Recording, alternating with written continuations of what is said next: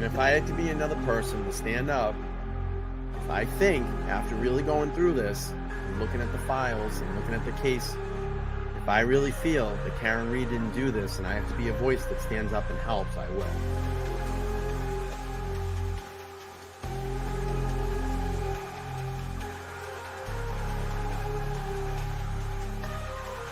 We're expecting to learn more about the allegations against the girlfriend of a Boston police officer who was found unresponsive in the snow Saturday morning. I-Team sources say Karen Reed was in a relationship with John O'Keefe. She's facing charges including motor vehicle homicide and manslaughter. We're the only ones fighting for the truth of what happened to John O'Keefe. And me and my family and my attorneys and my team have marshaled every resource to get to the truth. It just feels like no one else wants it. Now, just be clear, you didn't do it. We know who did it, Steve. We know. And we know who spearheaded this cover-up. You all know. And no, she didn't do it. No, she didn't do it. This is an innocent woman. She didn't do it. I tried to save his life. Yeah. I tried to save his life at 6 in the morning. I was covered in his blood. I was the only one trying to save his life. Why'd you admit to it? She didn't admit to it. She didn't admit to anything close to that. Nothing close to that. And you should know that. That was like 3 or 4 times she admitted to it. No, she didn't. That's not true. She asked a question. She asked a question, which is very different. She didn't admit to anything.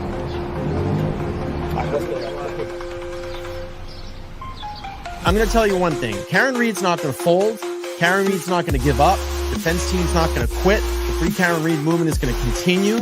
We will continue to raise funds for her. We will continue to do standouts across Massachusetts, across the nation, across the world to let everybody know what's going on here in the state of Massachusetts, the corruption.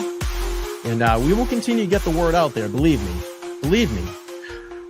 Good Wednesday afternoon, everybody. It is hump day, and there is a lot going on. Motions flying everywhere, people getting fired. My phone's been blowing up all day. I literally been home preparing my taxes. I finally finished all my taxes today, and I had to like pull myself away from all of the action. I started getting text messages like super early this morning. Screenshots are being saved. Michael Proctor's been fired. Michael Proctor's been fired. And we can no longer call him Massachusetts State Trooper Michael Proctor. He is now just Michael Proctor. And I think this is going to be really interesting going into Karen's trial here in the next 2 weeks. And I have a lot of questions tomorrow night. We're going to have the Super Show. We have Mike from the Young Jerks. We're going to have Mazza Media, Mark. We have Only Nan coming on the show. And I actually just got, at the very last minute, retired Mass State Police Todd McGee will be on the show as well. And he'll give his first public comments surrounding the Trooper Proctor firing. So, wow, I'm surprised. I mean, I knew it was going to happen. I put some assumptions out there, and every time I put an assumption out, I said I could be wrong, but this could be the direction that it goes in. And I sat back and I said, I felt like they were going to bury this guy, bury it until after the trial. But boom, today, March 19th, set in stone in a document, an official document with the date of March 19th. Michael Proctor, no longer Trooper Proctor, does not hold that honor, that title anymore. He has been fired. Absolutely been fired. And let's just pull up a little article here from Boston.com. Trooper Michael Proctor, and it shouldn't even say Trooper, just said Michael Proctor. He's just a regular citizen now. Michael Proctor fired for conduct during Karen Reed murder case. It says, quote, "My decision to terminate Mr. Proctor follows a thorough, fair, and impartial process. Took a while. We heard some rubber stamping. About 6 months ago. Some falsehoods put out there. We knew there was a process. We knew there'd be some type of disciplinary hearing. And it's finally come to fruition. So let's read a little bit here. This was from 1 o'clock this afternoon. Disgraced Massachusetts State Police Trooper Michael Proctor, who rose to infamy over his handling of Karen Reed's murder case, has been fired. The agency announced Wednesday State Police Colonel Jeffrey Noble terminated Proctor, at the recommendation of the trial board, which found him guilty of unsatisfactory performance and consuming alcohol while on duty. Noble's personal order specifically points to Proctor's conduct as lead investigator on the Reed case, particularly the vulgar texts he sent to family, friends, co-workers about the defendant. And this is not enough. Tully should be there. Bukaki should be there. And anybody else that was in that text change. Those people were supervisors over Proctor and engaging in this activity as well, too. We saw what happened with Tully. Couple days vacation. Not fair enough. Not hard enough. Quote, it says, my decision to terminate Mr. Proctor follows a thorough and fair and impartial process. Noble said in a statement, I have weighed the nature of the offenses, their impact on the investigation integrity, and the importance of safeguarding the reputation of our dedicated women and men of the state police. This decision reflects our unwavering commitment to uphold our values, enhance public trust, and ensuring the highest standards of service and accountability. Goes on to say the state police relieved Proctor of duty soon after Reed's first murder trial ended in a mistrial of July 1st. He ultimately was suspended without pay as the agency conducted his internal affairs investigation into allegations of misconduct. Speaking on Proctor's behalf, his attorney alleged that state police predetermined the firing months ago. Michael Proctor has never been denied that he had sent derogatory and vulgar texts in the private conversations with personal friends. He denied, however, that his investigation of the case was compromised in any way that the testimony recently trial board by commission officers of the department confirmed that fact. Trial board decisions can be applied to the State Civil Service Commission through the state police and express confidence that there's sufficient evidence to warrant Proctor's termination. Says he looks forward to appealing the decision in a forum where Michael Proctor will receive actual due process in a fair and impartial hearing. Well, obviously, we know what Proctor did.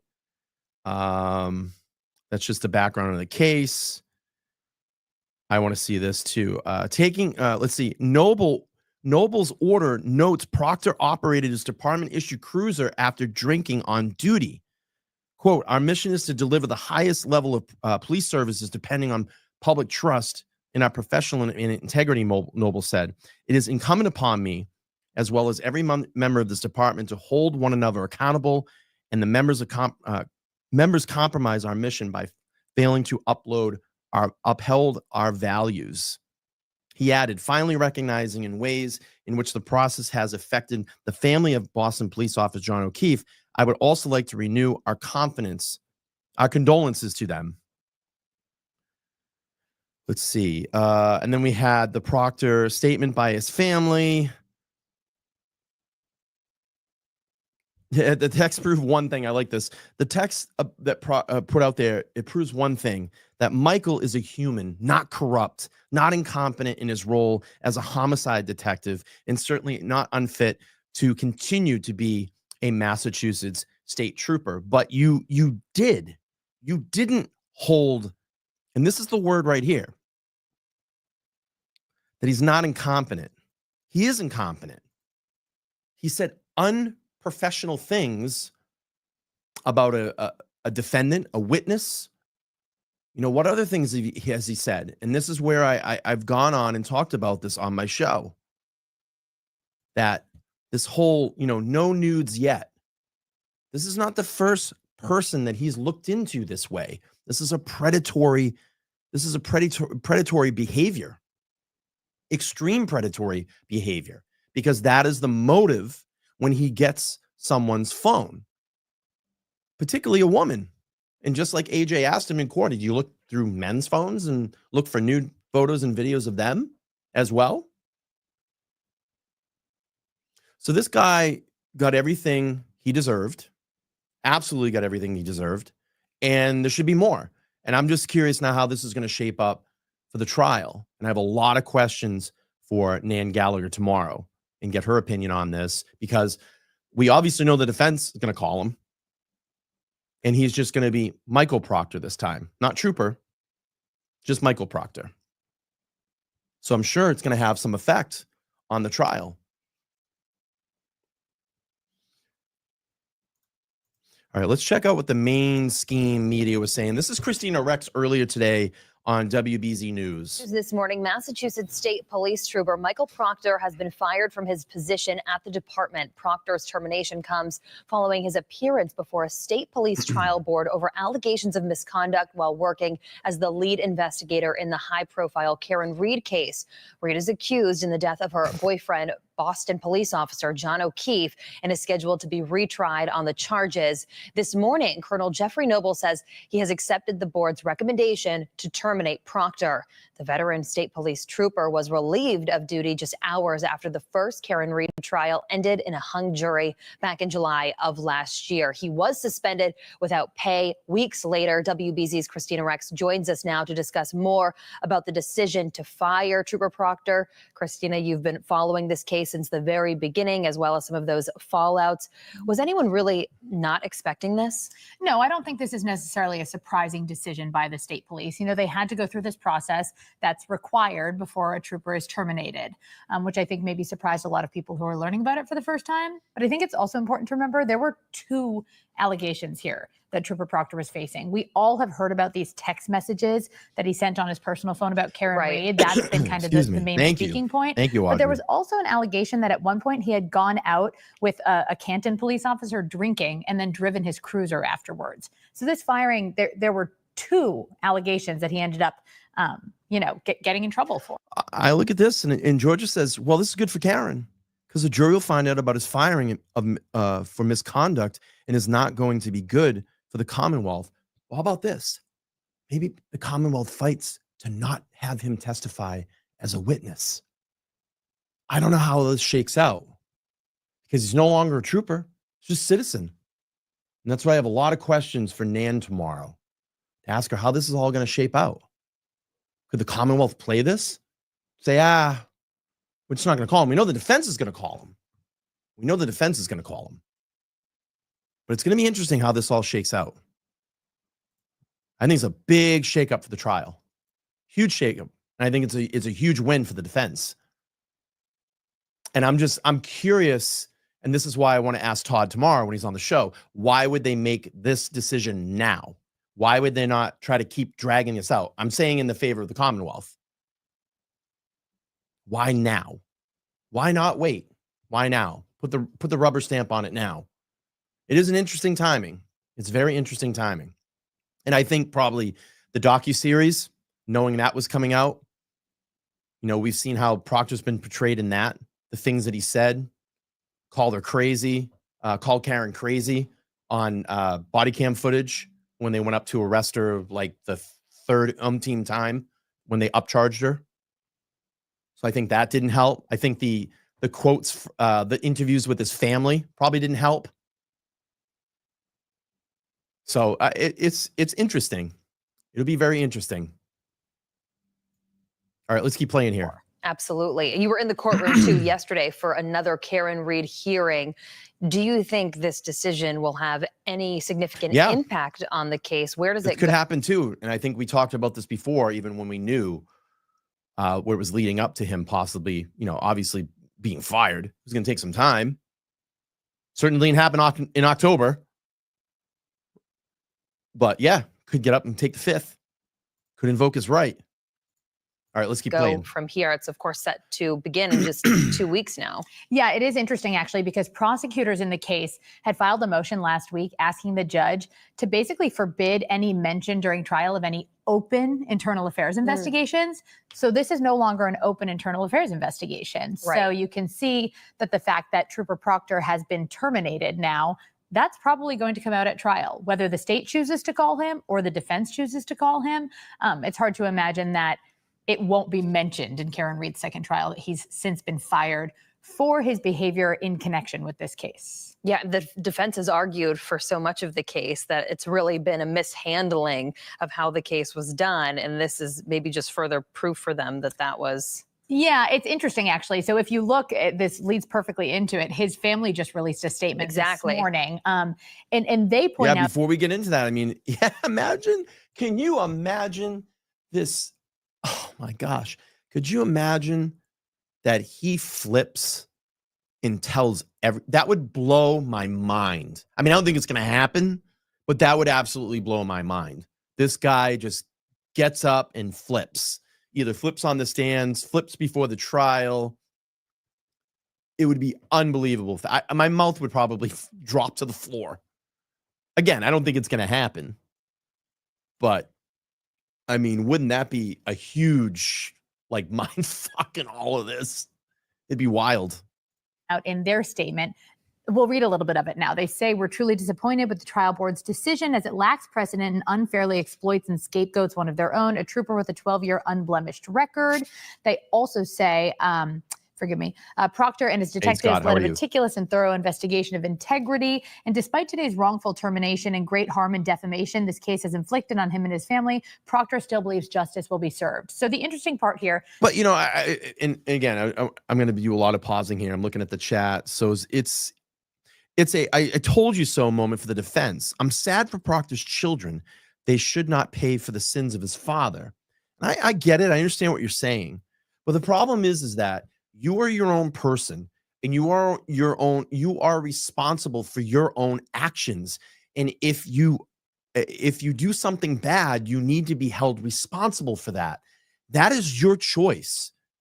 And that is between you and God or a higher power to make those choices.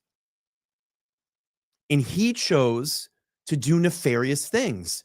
And this is not, in my opinion, the first time that this has happened. This is not just, oh, I woke up and I'm going to be angry now that Karen, you know, in his mind, Karen Reed did this to this police officer. And then all of a sudden I'm just going to start saying all this stuff. This is applied learned behavior through his life. He's been like this. And I'm telling you, he's probably like this in his personal life too.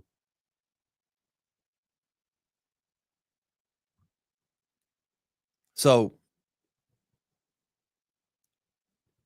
I get it. You feel bad for the children. I get that.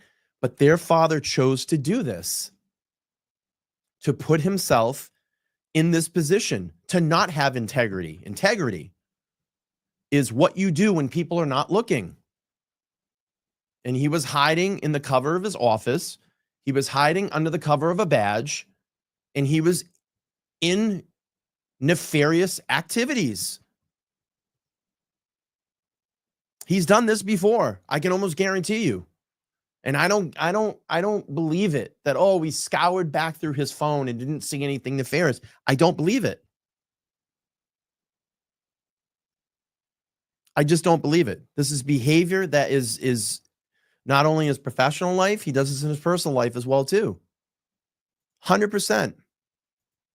All right, that his family has pointed out several times, and so have other people who, the prosecutors and people who have supported him, is that the text messages he sent about Karen Reed were incredibly unflattering, flagrant, but there was no evidence in his text messages of a cover-up, right? Of covering evidence or planting evidence. So it's interesting what you choose to believe here. That was not something that was brought up at his trial board hearing. Mm-hmm. That was not something that was discussed at all. It was just his inappropriate text messages and that drinking allegation. Nothing to do with necessarily his actual handling of evidence in the case. It's going to be interesting to see where it goes from here. Of Absolutely. course, all eyes will be on the trial. Again, that's starting in just 2 weeks now. This morning, when we saw the file from the defense today to try to extend and get some time, I believe after April 25th to extend that. They said they need more time. Not sure if it's going to be granted. We know we got to keep on a schedule, Mr. Jackson.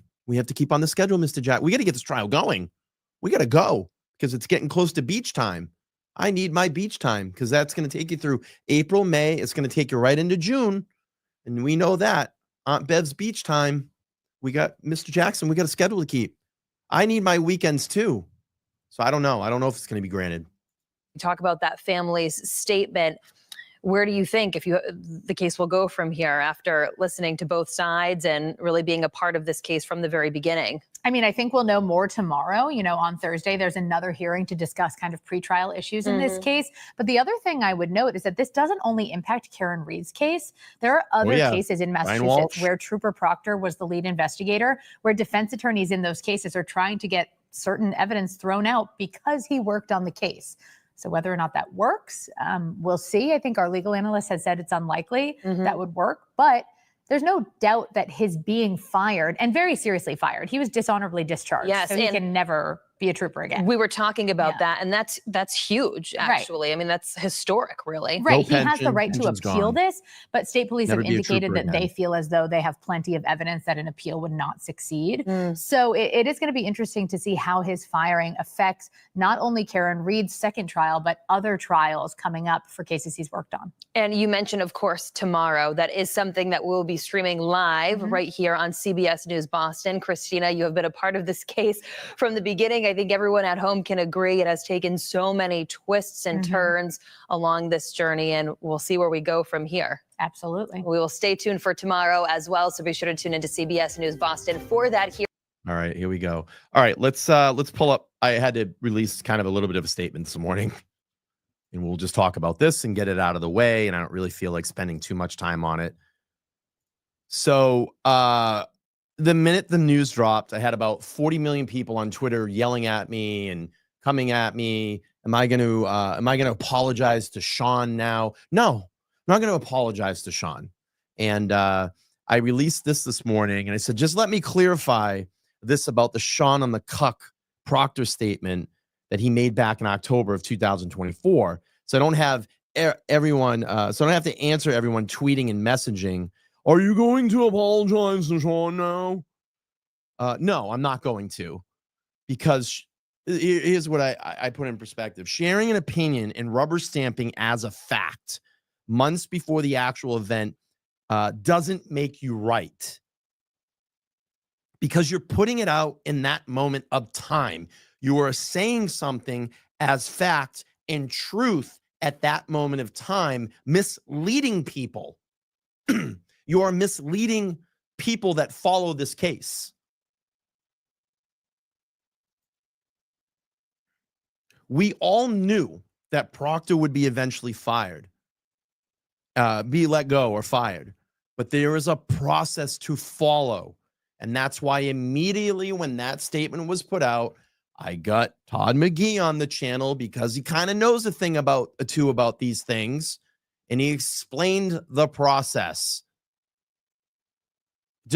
And he even said, when you're fired and you're let go, those are posted at barrackses and headquarters around the state. I said, Todd, have you heard anything? I keep checking in. Todd, you hear anything? Todd, you see anything? Todd, you hear anything? Nope, haven't heard anything. It has to be printed on a black and white document and officially be released. Yes, we all knew at some point this guy was going to be fired. It was just going to take time and a process. So I added a little bit of an anecdote in it. It's like claiming in 1918 that the Red Sox would win the World Series again, and turning to your friend 86 years later and saying, I told you so. So I don't get it. I had people like attacking me today going, oh, you know, he said it and he was right. And this, we all knew it was going to happen. But the problem is when you rubber stamp something and you put it down at that very moment and you put a statement out and there's no fact to that. There's no black and white document. Even Christina Rex commented on it. And he attacked her, called her a bitch. Nice word for a lady. Real classy. So anyway, we'll put that one to rest. I don't want to hear about it anymore. I'm done. I put my statement out there, and it's funny. Nan actually said something under it. Because she was chiming in on the post. And again, she'll be up here tomorrow. We're going to have a show, and I got lots of questions. Let's see. Nan said, She said, Sean in the Gulf got too big for his britches and he tried to sell an inevitable, obvious conclusion too soon to the audience and lost all credibility. And that was her opinion on that. So, I mean, you can't do that. I mean, do you understand the implications of that? How people follow this case so closely that all their emotions ride on. It's like a roller coaster ride. It's a roller coaster ride for me. I miss one day and I feel like I'm lost. I know how you all feel, and we're always chomping at the bit for that new bit of piece of information. And all I can say to all of this is you got to do better. You got to serve your audience. If you're going to be in this, have integrity, have class when you do it. Can't just put things out there. People hold on every bit of piece of information that comes out. And of course, they're going to believe you. You have a platform. You got a very big platform. You're a former law enforcement agent, and you're going out there and putting this out there. People are going to believe you. And it caused a big fucking stink. A big stink. And people got attacked over it. People were attacking people over it. But I'm just saying, you got to do better in this. Got to do better for Karen. You just can't put that stuff out there like that. Marianne, 499 there, says, remember one of the texts said something about the people in the house being investigated, and he said, nope.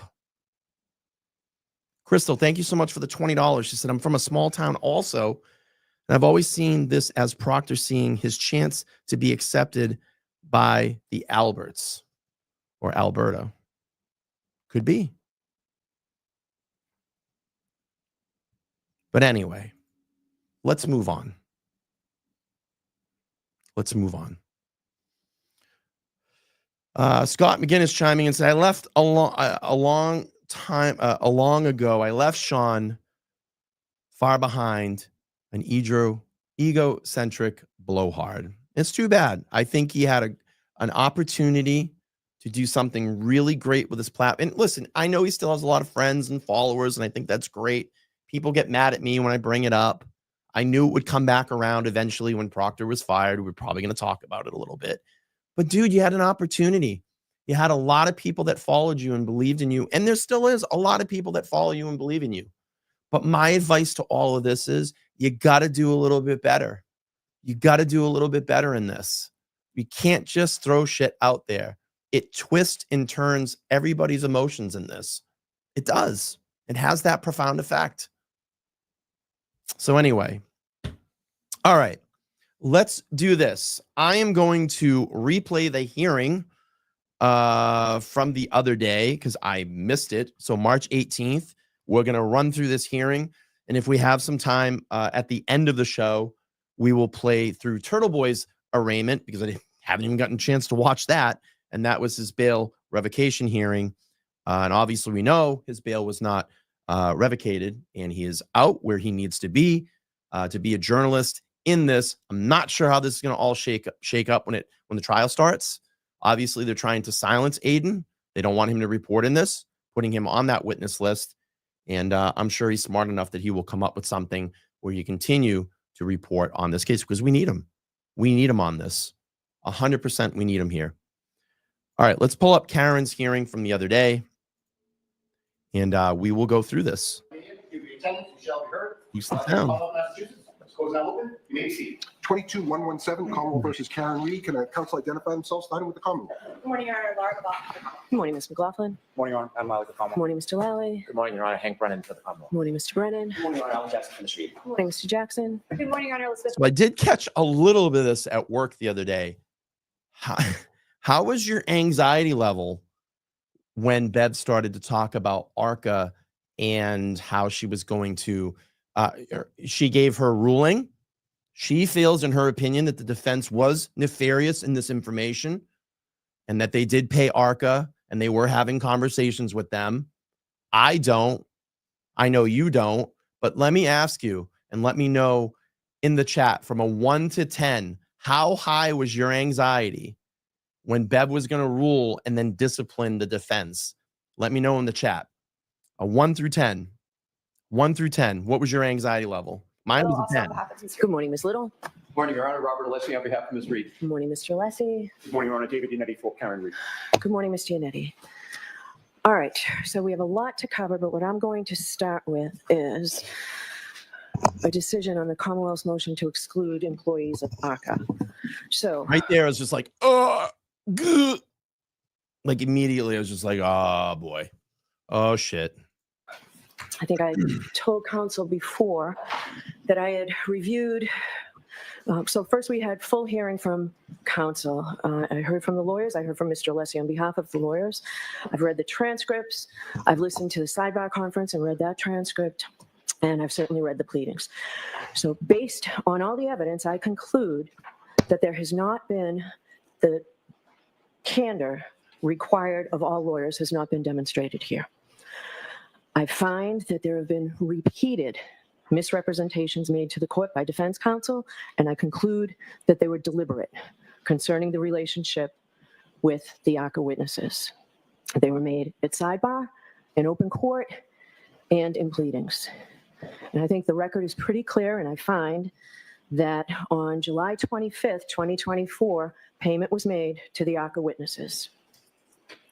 Yet on February 26, 2025, in a pleading written by Ms. Little, signed by all three defense counsel, says the Commonwealth's motion to exclude these exculpatory expert witnesses, ACA witnesses, who were not hired or paid for by the defense, is not made in good faith and is a desperate and transparent attempt to keep exculpatory testimony of neutral expert witnesses from reaching the jury in this case.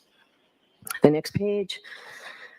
Ironically, the Commonwealth accuses the defendant of failing to comply with her discovery obligations while conceding that the information is not in her care, custody, or control.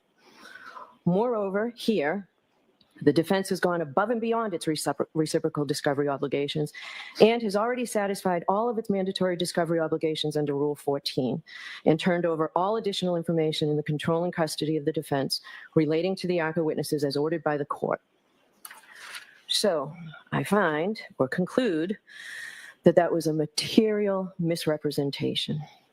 Right there, I just went, oh no, this is not good. And that it was deliberate. So I find that there is a flagrant violation of the Rule 14 obligations.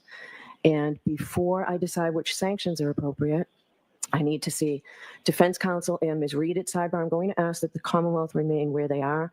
I'm going to seal this sidebar, but I need to have a colloquy with Ms. Reed before I figure out exactly what I'm going to do here. So, all right, let's speed up for time purposes, obviously. So, based on that, I am not including a fair and impartial jury, the right to present a defense and confront witnesses, and the right to counsel, which includes. We're going to do part 3 tonight. You can go on my Facebook page and sign up. We've been having some great times. Lauren's been joining me on panel. She's going to do it tonight. And I believe the conclusion, part 3 tonight at 9 p.m. 2-hour special. We've been doing the watch party, and it's been really great.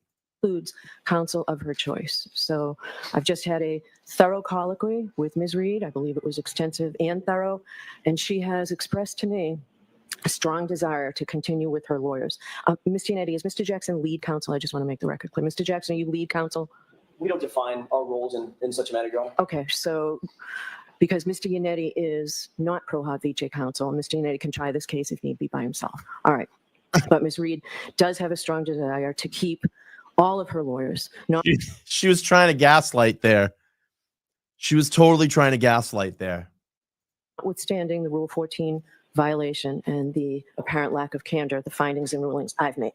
So based on that, I am not going to revoke pro hac vice licenses. I don't expect to have to address this again. Candor with the court is essential. It's the bedrock obligation of all lawyers who appear in this court and all courts in Massachusetts. A lawyer is only as good as his or her word, and I need to be able to take counsel at their word. So I'm not going to tolerate false statements, any stretching of the truth, no misleading distortions. There's no place for that in the courtroom.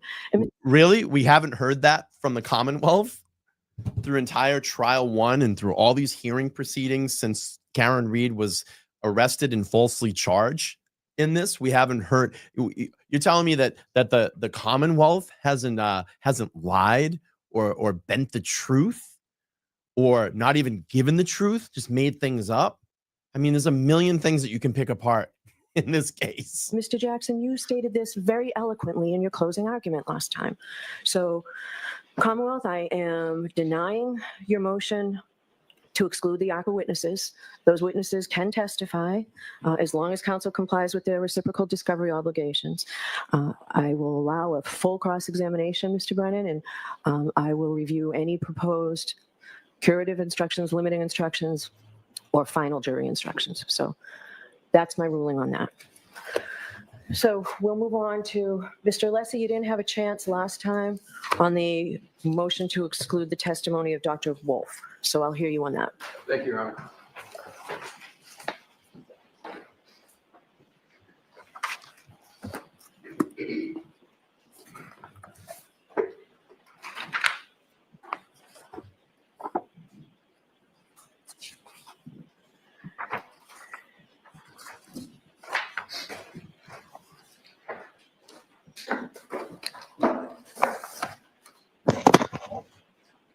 May it please the court. The proposed testimony supported by the Commonwealth of Dr. Wolf should be stricken in its entirety. The subject matter of Dr. Wolf's purported testimony by his own or Attorney Weinberg has indicated to me through email, both because he's opining about both. So there is no demonstration in the record that is before Your Honor as to how Dr. Wolf is qualified to talk about the manner of death. Dr. Wolf invokes a terminology called mechanism of injury. That's the closest he comes to talking about manner of death. And specifically in his report, which is Exhibit A to our motion, the entirety of his opinion is in that exhibit, NDA 02801. It is a mere 15 lines, one paragraph. And the applicable aspects of that paragraph is he says the following: based on the findings of his autopsy, his being the decedent's, it is clear that the mechanism of injury was a fall backwards, resulting in not only the basilar or skull fracture, but also a subarachnoid hemorrhage and contusions consistent with a coup contra coup mechanism. Mechanism of injury is not at all probative or even relative to cause of death. We're not talking about an injury here. We're talking about the manner of death. And mechanism of injury doesn't satisfy it. But the point first, Your Honor, is he's not qualified because he is a neurologist. His CV makes it very clear he's a neurologist, and his focus of his practice, by his own words, is based upon the precise invocation of radiation to treat incurable cancer. That's what his specialty is. That's what he currently does. So in terms of qualifications to talk about manner of death, he doesn't state the manner word, but he uses mechanism. He doesn't state mechanism of death. He states mechanism of injury, and mechanism of injury is irrelevant. So on qualification prong, Your Honor, it is completely lacking in the record that he is qualified. It's not enough to say you're a neurologist and head of neurology at a certain center. And this is juxtaposed next to the fact that the Commonwealth, the autopsy, which is very clear that those that are qualified, Dr. Stonebridge and Dr. Scordi-Bello. Dr. Stonebridge didn't even venture into the manner of death at all, didn't comment on it. Dr. Scordi-Bello, who is a medical examiner and who is board certified in pathology, she concluded that the manner of death was undetermined. So here you have the juxtaposition of a medical examiner qualified to render opinions in those areas, saying the cause of death is undetermined, and you have an unqualified neurologist not speaking to manner, but speaking to mechanism of injury. So in terms of the paragraph that I was just citing in his findings, says, based on the findings of his autopsy, it is clear that the mechanism of injury was a fall backwards, resulting not only, et cetera, and then he goes on to say the head injury was clearly inconsistent with any type of mechanism of injury, such as a bat, hammer, or a car hitting him directly. Then what he goes on to further to go beyond his qualifications, he says the frozen ground was enough that when Mr. O'Keefe fell backwards, his injuries were sustained. Where is the support that Mr. O'Keefe fell backwards? A neurologist can't determine that is a manner of death. He provides zero bases, zero, for his conclusion that Mr. O'Keefe fell backwards. Where is that? And it's also not in the autopsy. And with regard to his qualifications to determine whether the ground was frozen, I covered that with regard to Mr. Gilman. You need to be a pedologist. You need to know something about soil. he doesn't even begin to state how he concluded the ground was frozen. He wasn't there on the date of the incident, so there's no basis for that, but that is part of his opinion and methodology. And now to leaving his lack of qualifications, where is the citation to any study, any acceptance of how Dr. Wolf has come to his conclusions? There's nothing there. And this, Your Honor, is become a pattern of the Commonwealth where they put forward witnesses and they don't tether the methodology, if you can discern it, to common acceptance or the Dalbert-Lanigan factors. So in terms of both prongs, Dr. Wolf fails because the Commonwealth has not even begun to meet its burden. I would like to also reference what we just received last night, which is an article that was co-authored by Dr. Wolf. And I want to note and this is Fractures of the Classification and Clinical Features. This is 35 years old, and it is notable both for what it doesn't say and what it does say. First, what this article doesn't do is it doesn't talk about how one determines what a mechanism of injury is. So I'm even going to assume for the moment the parlance of Dr. Wolf, mechanism of injury. And if Your Honor would look at, please, page 593 of the study. And it's basically a meta-study. They went back and looked at a lot of data and information. But it says, under results, second paragraph, the mechanisms of injury were similar for all three fracture types. Motor vehicle and motorcycle accidents were the most common mechanisms, accounting for 47%. And then it goes on and it says 3 patients were victims of falls. But what this article stands for is that those were all known mechanisms of injury. It was determined before this study even occurred what the mechanism was. This study is not how does one determine when it's unknown what the mechanism of injury is with regard to a decedent. And that feeds back into the lack of qualifications of Dr. Wolf, because we are not given one example of where Dr. Wolf, before his report, his 1-paragraph report on conclusions, of when he's ever done this before. It's not stated that he's ever taken a decedent and determined the manner of death. And I note that this study talks about mechanisms of injury, which scientifically is completely different from manner of death. And what it appears the Commonwealth is trying to do is to back into manner of death through the parlance of mechanism of injury, and that is not at all probative of manner of death. And lastly, this study only stands for the proposition of mechanism of injury. What they looked at is once the injury occurred, what were the mechanisms that were occurring through the brain? What happened inside of the brain that led to the various injuries? So this study doesn't at all, one, support any methodology. Number one, it doesn't stand at all that this is the methodology for how one determines in a decedent what was the cause, because the cause of the injury was already determined going into the study. And it also doesn't state anything about the paragraph that Dr. Wolf has explicated in his report. And I will conclude with 2 points. Dr. Wolf says, based on the findings of his autopsy, it is clear. Well, the autopsy doesn't come to any conclusion on manner of death. The autopsy doesn't speak to mechanism of injury. So it is a non sequitur, Your Honor, to say that based on the findings of his autopsy. And we know from Dalbert-Lanigan, you've got to apply your methodology to the facts and evidence in the case. And the only facts and evidence that Dr. Wolf uses, by his own words, is the autopsy, which doesn't support at all what he is stating in his report. The second and last point, Your Honor, is that it is not sufficient in the case law in Massachusetts. It's not sufficient under 702 for someone simply to come in and say, I'm a neurologist, I therefore know the brain, and then take the leap from that foundation into a conclusion with regard to manner of death. So that's a great point. Just because you're a neurologist doesn't give you the medical certainty or medical practice. I don't know if I'm getting the right words here, but I think you get my point. Or the medical opinion that it's going to translate to manner of death. You're not, you haven't, you're not engaged or went to school for that particular area of study. So that's basically what Alessi is arguing here. And that's a great point that he just brought up. In sum, Your Honor, he's not a medical examiner. He's not a forensic pathologist. He's not stated any experience whatsoever in doing what he's doing here, meaning to determine the manner of death of a decedent. And his methodology is completely unsupported. We only have one article, and I've gone through why that article is insufficient. So we would request, Your Honor, and urge the court to exclude Dr. Wolf from testifying in matters beyond his kin.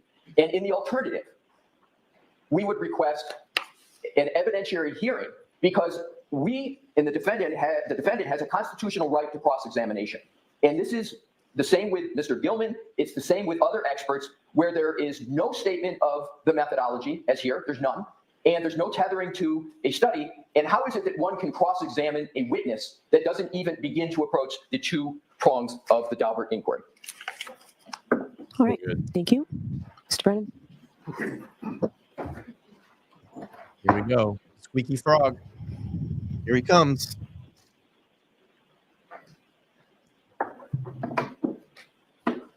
May I? Oh, please. You got a laptop now.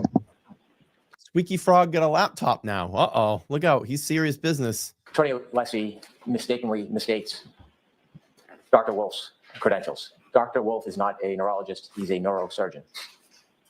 He's not simply a neurosurgeon, and it's not that he's a renowned neurosurgeon, but he has over 35 years of experience as a neurosurgeon. In addition to his opinion, you can see that Dr. Wolf has an extraordinary history of experience as a neurosurgeon. His CV is attached.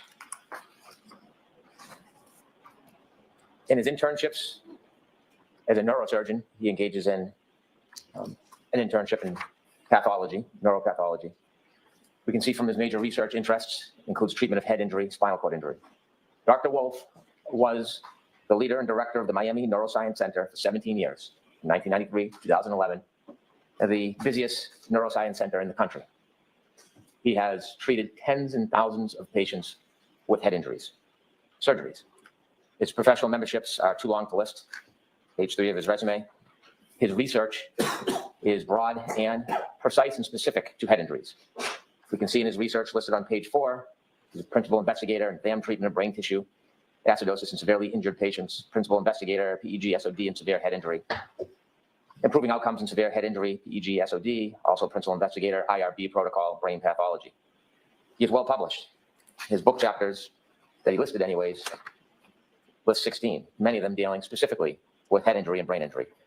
Book chapters include head injury and difficult medical management, pediatric neurosurgical emergencies, complication of head injuries in adults, imaging of craniocerebral trauma, imaging and trauma and critical care, emergency room assessment of head injury patients, intracranial injuries. He has numerous journal articles. A lot of people on their way home from work. I hear it all the time. I'll be in here and people just drive by. They see the free Karen Reed sign. They know where the building is and they just beep. It's awesome. I'll be live sometimes. Like, oh, someone just drove by and beeped. A slew of them specific to head injuries. Intracranial pressure, number 2 under journal articles. Initial management of brain and spinal cord injuries, number 9. Number 16, which is the document that I produced to counsel last night, listed in his journal articles, number 16. Fractures of the clivus, classifications and clinical features. His journal articles are numerous, too numerous to go through, but you can see that he is well published, over 70 articles. His presentations, specifically on fractures, basal type injuries, number 5 on page 13. Number 9, neurosurgical management of traumatic brain injury. Number 10, acute head injury. And the list goes on. But he's not a medical examiner, dude. Over 90 he's references. not a medical examiner. Lectures and meetings, many of them dealing with head injuries. Over Doesn't have the right 100 to make a lectures determination listed on for someone's reference, death. actually over 130, and a number of web He publications. doesn't have the credentials and he doesn't have the expertise to make a determination about someone's death. That is the point in all this. You can be a neurosurgeon, you can be a neurologist, you can be whatever you want. But if you don't have the medical examiner's title, you don't have the credentials to opine or make a determine about well, you can opine, but to make a determination of someone's death. You don't have that. So this is just all smoke and mirrors that Hank's throwing out there right now. So this neurosurgeon who has this extraordinary experience is qualified. The ability to testify about head injuries and medical diagnosis and cause of death is not limited to a pathologist. In fact, I would suggest that the experience of Dr. Wolf is far superior to any pathologist. The difference is a pathologist treats patients that are already dead. Dr. Wolf treats patients that are in trauma, who some survive and many die. So he is intimately familiar, not just with looking at a deceased in a lab. He's intimately familiar with assessing the injuries after they occur, diagnosing what the injury is, and an attempt to save the person's life. And so he's well attuned after tens of thousands of surgeries to understand the causation of a brain injury and what causes death. Looking at Dr. Wolf's report, although short, it is clear that the injury that was occurred by Mr. O'Keefe was an injury known as counter-coup.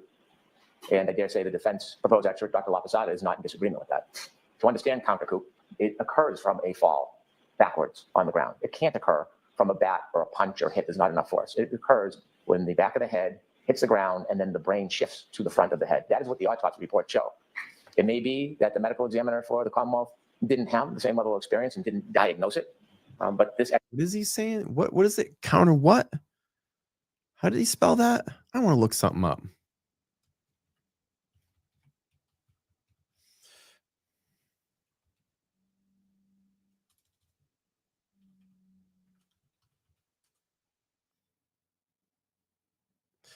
All right. Contre-coup, an injury that occurs on the opposite side of the brain from the point of impact when moving head strikes a stationary object, causing the brain to rebound and collide with the inner surface of the skull. Okay. Well, let's see something here. Let's see. And I'm going to keep playing this while I research. The expert does have that expertise, and it is no different than the pathologist that's proffered by the defense. The periorbital ecchymosis that is directly related to the basal fracture, the swelling around the eyes, no different than Dr. LaPosada's opinion, exactly the same. One thing he doesn't say is that the body was moved. There's no evidence or information for that. He doesn't extend himself. I just Googled this. I asked Google, can a punch to the head cause contre-coup? Yes. A forceful punch to the head can cause contre-coup injury, where the brain slams against the opposite side of the skull after the initial impact. So there you go.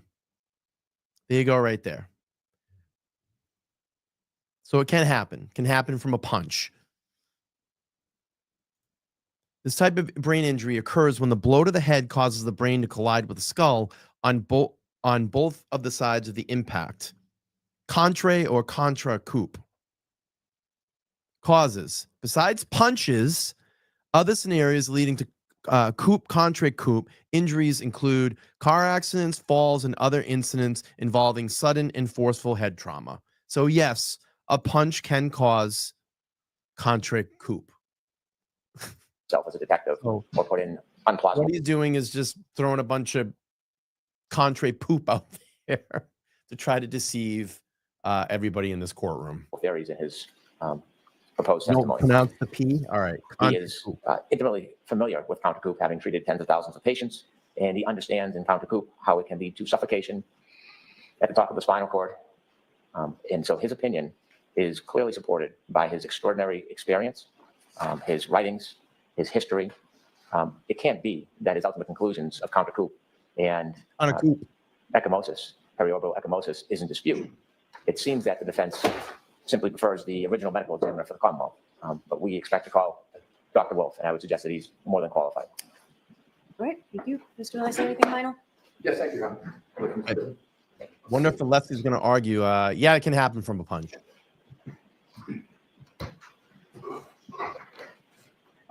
Your Honor, I'm going to note what Attorney Brennan did not state. He did not address at all how the methodology, to the extent it's discernible of Dr. Wolf, is commonly accepted or it satisfies any of the Daubert factors. And that is the fatal aspect of Dr. Wolf's opinion. It's not stated. You have to have either common acceptance or satisfaction of the 5 non-exhaustive Daubert factors. It wasn't addressed, and I think it's reasonable to conclude that it wasn't addressed because it doesn't exist. That alone dooms Dr. Wolf's opinions. I will stipulate, for purposes of this argument only, the cause of death prong. Let's assume, just for purposes, just to focus on manner of death, let's assume hypothetically that Dr. Wolf is qualified to testify about cause of death. Mr. Brennan did not address at all his qualifications to discuss and opine on manner of death. And that is the distinction I emphasize, Your Honor. Manner of death, he has not stated one qualification on manner of death. So the defense urges the court to draw the distinction, to limit his testimony to cause of death, not manner of death, because we know, and we cited the Graham article, which is attached to our motion, which specifies who is qualified to talk about manner of death. Because what does manner of death do? It takes into account all the circumstances surrounding it, the crime investigation. That's what medical examiners and forensic pathologists are qualified to do. Attorney Brennan cited that in his CV, there's a reference to an internship in pathology. I looked, I didn't see it, but let's assume that it exists. Let's assume he has an internship in pathology.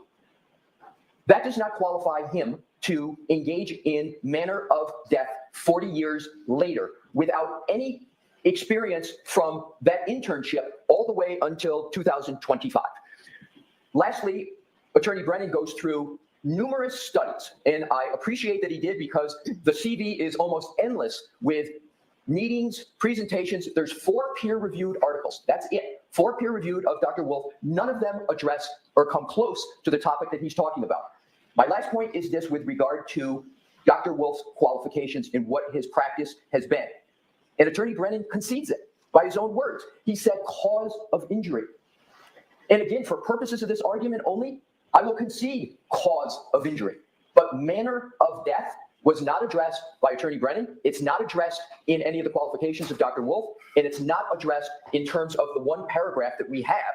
And for something as significant as this, one paragraph that doesn't address common acceptance, methodology, Dalbert factors, Your Honor, I don't know how a record is even begun to be established for him to be qualified or to opine on manner of death. So we would urge Your Honor to find that he is not qualified to testify about manner of death, that mechanism of injury cannot be manner of death, and that he be so limited to the extent the court desires and concludes that he has some relevance here. But in terms of all of the record that's presented, including the CV, etc., there's not one instance where we see that Dr. Wolf has even approached determining cause of death or manner of death at all. So I don't see where there's a record to find him being able to do that for the first time in charges of this nature.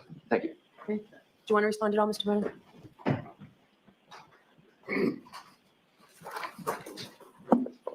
At some point, arguments become semantical and theoretical, but not practical.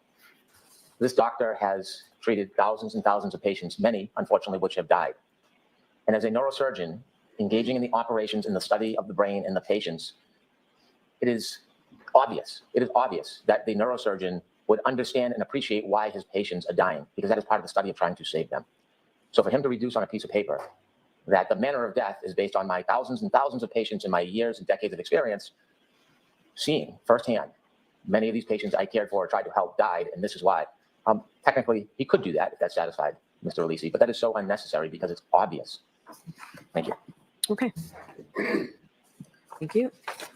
All right, so we have a series of motions in limine. I'm going to start with defendant's motion to present the demonstrative exhibit on Christina Hanley's testimony. It's paper 558. Is there an objection from the Commonwealth on this? There is an objection. All right, so I'll hear the defense on this motion. Thank you, Your Honor, if I may. This is a relatively straightforward and relatively short. I have a question. Did you use this last time? It looks like we attempted to use it. We had it last time. It was shown to the witness, but it was not allowed to be introduced. And all we're asking is for that next step, that it be introduced into evidence. Did she adopt it? Was there? Okay. She did indicate, and that's part of my argument, Your Honor, which is. So go ahead. I'll hear you. I'll truncate it. It's a relatively simple request. We just want to use the chalk that was prepared in the first trial. No dissimilarity there.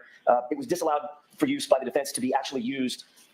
Sorry, to be admitted, but it was shown to the witness. It was not shown to the jurors. The evidence, as the court will recall. So let me just. So you're just trying to use it as a chalk, not an exhibit. No, we would ask that it be used as a chalk and an exhibit that's introduced. I'll take the chalk if the court wants to break it into 2 different pillars, but we believe that once the witness, and I anticipate based on her prior testimony that she would adopt it one more time for its authenticity or its accuracy, I should say, that it be used as an actual exhibit that goes back with the jury just for their help. The court will remember it's very complicated. So let me just, with that, if I allow it as a chalk, is there an objection from the Commonwealth?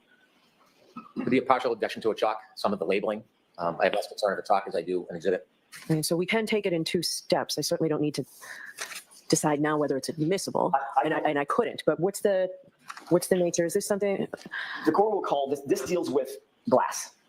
Christina Hanley spoke at length about her analysis of pieces of glass, other materials as well, but specifically as it relates to the glass. There were more than a dozen pieces of glass that she testified to. They were variously found in different places at different times by different people, and they're assigned a relatively complicated set of numbers that she utilized in her analysis. And this is what you explained to me was the 47 pieces of glass that I asked you about last time, No, right? this is more attended to the glass in the bumper. Okay. The glass in the bumper, the glass that is found at 34 Fairview, as opposed to the lens material that were the 47 pieces. Okay. These were a bunch of pieces of glass that were that originated from multiple sources. Some matched each other, some did not match anything else. Some were from the same source, some were from multiple sources and different and distinct between and among each other. we reduced the very complex, the court may remember she talked about 7.14-B matched or didn't match 7.13-C, and it was very numerical and very difficult. It was difficult for me to follow. It was even difficult for the witness to follow because she continually had to resort to her own report as she tried to maintain her accuracy. So Do you have the day of her testimony? Oh gosh. Ms. Little, do you have that transcript pulled up? Yes, one moment. So obviously, I remember her testifying. I remember seeing this previously. Okay. June 5th, 2024. Your Honor. Thank you very much. Thank you, Ms. Little.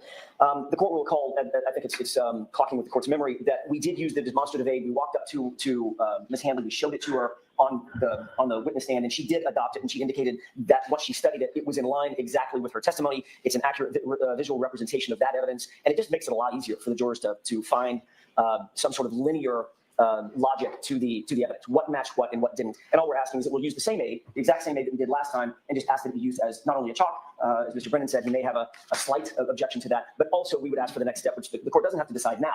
I think waiting on Ms. Handley's testimony would be apropos, and then we'll ask for its admission at the right time. All right.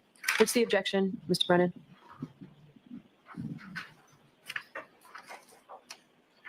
This witness has a report, and a report is not admissible and can't be shown to the jury. And so to have the defense summarize her testimony when she's not allowed to put her report in herself seems a bit imbalanced. There are references on this potential chalk that lists troopers' names. Those names shouldn't be on there. But also, it doesn't give the full picture of the actual testimony. The issue regarding glass, I expect, is going to be a issue in the next case. And I say that because we learned last night, for the first time on a public airing of an episode, that the defendant suggests that Mr. O'Keefe took her vodka soda glass out of her car. Oh, now, that here we is go. the first time we've had any statements from Ms. Reed suggesting that. And also, there was another statement regarding a claim that Ms. Reed pulled glass from John O'Keefe's face. Never heard that before. So we have this evolving or new testimony, or statement rather, statements about glass. I knew him. I knew this. And it's funny. Someone made the, someone said something the other night. I forget who it was, about the Commonwealth are watching. They're watching this too. They're watching us. They're seeing what we're talking about. They're watching everything right now. And here we go. So here's a funny thing. Let's just add this, and I'll get to the super chat in a minute. So back in December of 2024, I did a FOIA request for body-worn camera footage, intake footage of in Karen Reed's case. They denied it, but came back with me with a list of all the footage that they have. So here we are, we're watching the ID Discovery documentary, and we have body cam footage, and we have intake footage that is inserted in that documentary. So I sit here and go, how does this shit get released to a fucking production company that's making a documentary, but someone here that is a public, that is a citizen of this community does not have privilege to see that? So I resubmitted it this morning, and I put an argument in there. I said, one, Michael Proctor has been fired, and two, you released all this footage, or you allowed to get it into the hands of a production company. I'm a citizen here in the state of Massachusetts. That is public record. I want that footage. I should have the rights to that footage. So I resubmitted it this morning, and I'm going to appeal it. I'm going to argue it this time because they're most likely going to deny it and go, oh, it's an active, ongoing case. And then I'm going to take it to an appeal to prove my point. So the Mass State Police denied it back in December. I actually put the request in October. It took them till December to make a determination and get back to me. They denied it in December, and I resubmitted it. I said, look, you just had a 2-part ID series on ID, Karen Reed case, and you've been showing body cam footage and intake footage. So it's out there now. It's in the public. So release it. Even if it wasn't from the state, let's just say it's even like the Commonwealth gave it to them. I know where it didn't come from. I can tell you that. I know where it didn't come from. But it's out there. It's public now. It's been plastered all over 90 million TV sets. So I'll fight it and I'll appeal it. I'll fight it and appeal it. All right, let's get to the super chat. Thank you so much, Dr. Jen. Wow, big super chat, $50. Thank you so much. Says happy belated birthday. Thank you. Hank clearly doesn't understand what a pathologist does. As a pathologist looks at body tissue, fluid rather than only dead bodies. Additionally, a forensic pathologist carries more weight than a neurosurgeon. I'm going to assume you're right. You have the title in your name of doctor, so I'm assuming you're right. You probably know a little bit more about this. And what you're saying sounds very, very credible. And that's what I was going back to. The neurosurgeon doesn't have the title of a medical examiner. You don't have the credentials to make a cause of death, to determine that. Yes, you know the brain. You understand the brain. But you don't understand all the other litigating factors that is a cause of death. Excuse me. And thank you so much for that support. I appreciate it. I really do. And so I think first, I'd like to consider this new information that we just learned last night. And secondly, I am reluctant to agree to a simple summary of part of the witness's testimony that has not only labels on it, but does not, from my perspective, clarify anything. I'm not opposed to chalks. I think chalks are helpful to both sides. And I think the liberal use of chalks is helpful. But I don't have confidence this chalk accurately summarizes the witness's testimony. I'm open to discussing chalks with the defense and perhaps learning why they think this is helpful and important. But looking at this chalk, it does not look clear to me. And I do think that the evolving nature of glass in this case is going to be an issue. And since I've just learned this information, I want to give it some thought.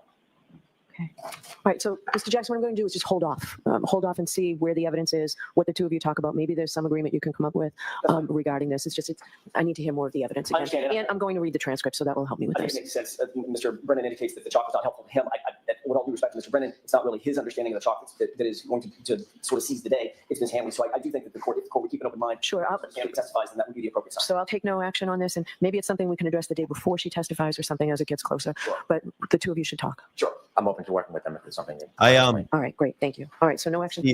Steph is asking, Brian, do you know who the experts are on the defense list? I know it got leaked today. I do have a copy of it. We can play it up and look at it. There's a lot of names on there I haven't seen, so we'll take a look at it. I'm taking on paper 558. So one question, the next motion I have is defendant's motion to exclude irrelevant, inadmissible, and prejudicial prior bad character and propensity evidence. The Commonwealth has a sort of maybe a similar one that I'm not sure. The Commonwealth's motion eliminate to admit the victim's out-of-court statement relating to a state of mind. So the Commonwealth's Bins and Qualls motion. Does that address the Aruba witnesses? I'm just wondering if they're hand in hand. So the paper number on the Commonwealth is 585. It's got your 11 on it, though.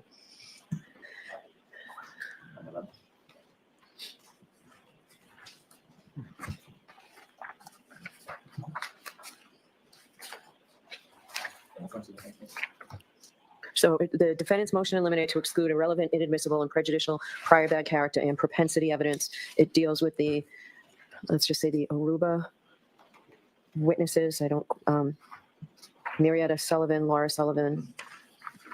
Does this, Ms. Giannetti, I think this was one filed. JD, thank you so much for the $10 on Buy Me a Coffee. I appreciate that. Thanks for using that link and thanks for donating the show. Helps keep the lights on here in the studio. Every bit helps keep the lights on here in the studio. Trying to keep them on. All right. You maybe it wasn't. Does this include the children as well? This does not. This is limited. This argument will be limited to the, we'll call it the Aruba. Okay. All right. So given that, that might not include the Commonwealth's number 11, the Qualls, Bins, the defendant's statement, the victim's state of mind as it goes to the defendant's knowledge and ability, likelihood to act on that state of mind. The defendant. So I just want. I didn't mean to interrupt, Mr. Brennan. Did you want to? I just want to know if that is part of the Aruba one. Okay. So our statements relating to Mr. O'Keefe's state of mind is broad. It would have included the Aruba, but I can make quick work of this. We do not intend to introduce evidence about the Aruba event. Okay. I reserve the right, if the defense opens the door, then we may proceed with it. But in our case in chief, we don't intend to introduce any evidence from the Aruba event. Okay. There we go. All right. All right. So, Mr. Brennan, you can have a seat again and we'll go through the defendant's one. That's very helpful. So I will endorse it as Commonwealth does not intend to introduce in its case in chief.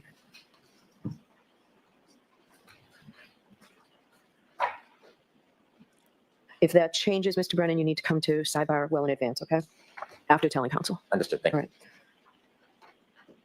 All right, so that was 5:59.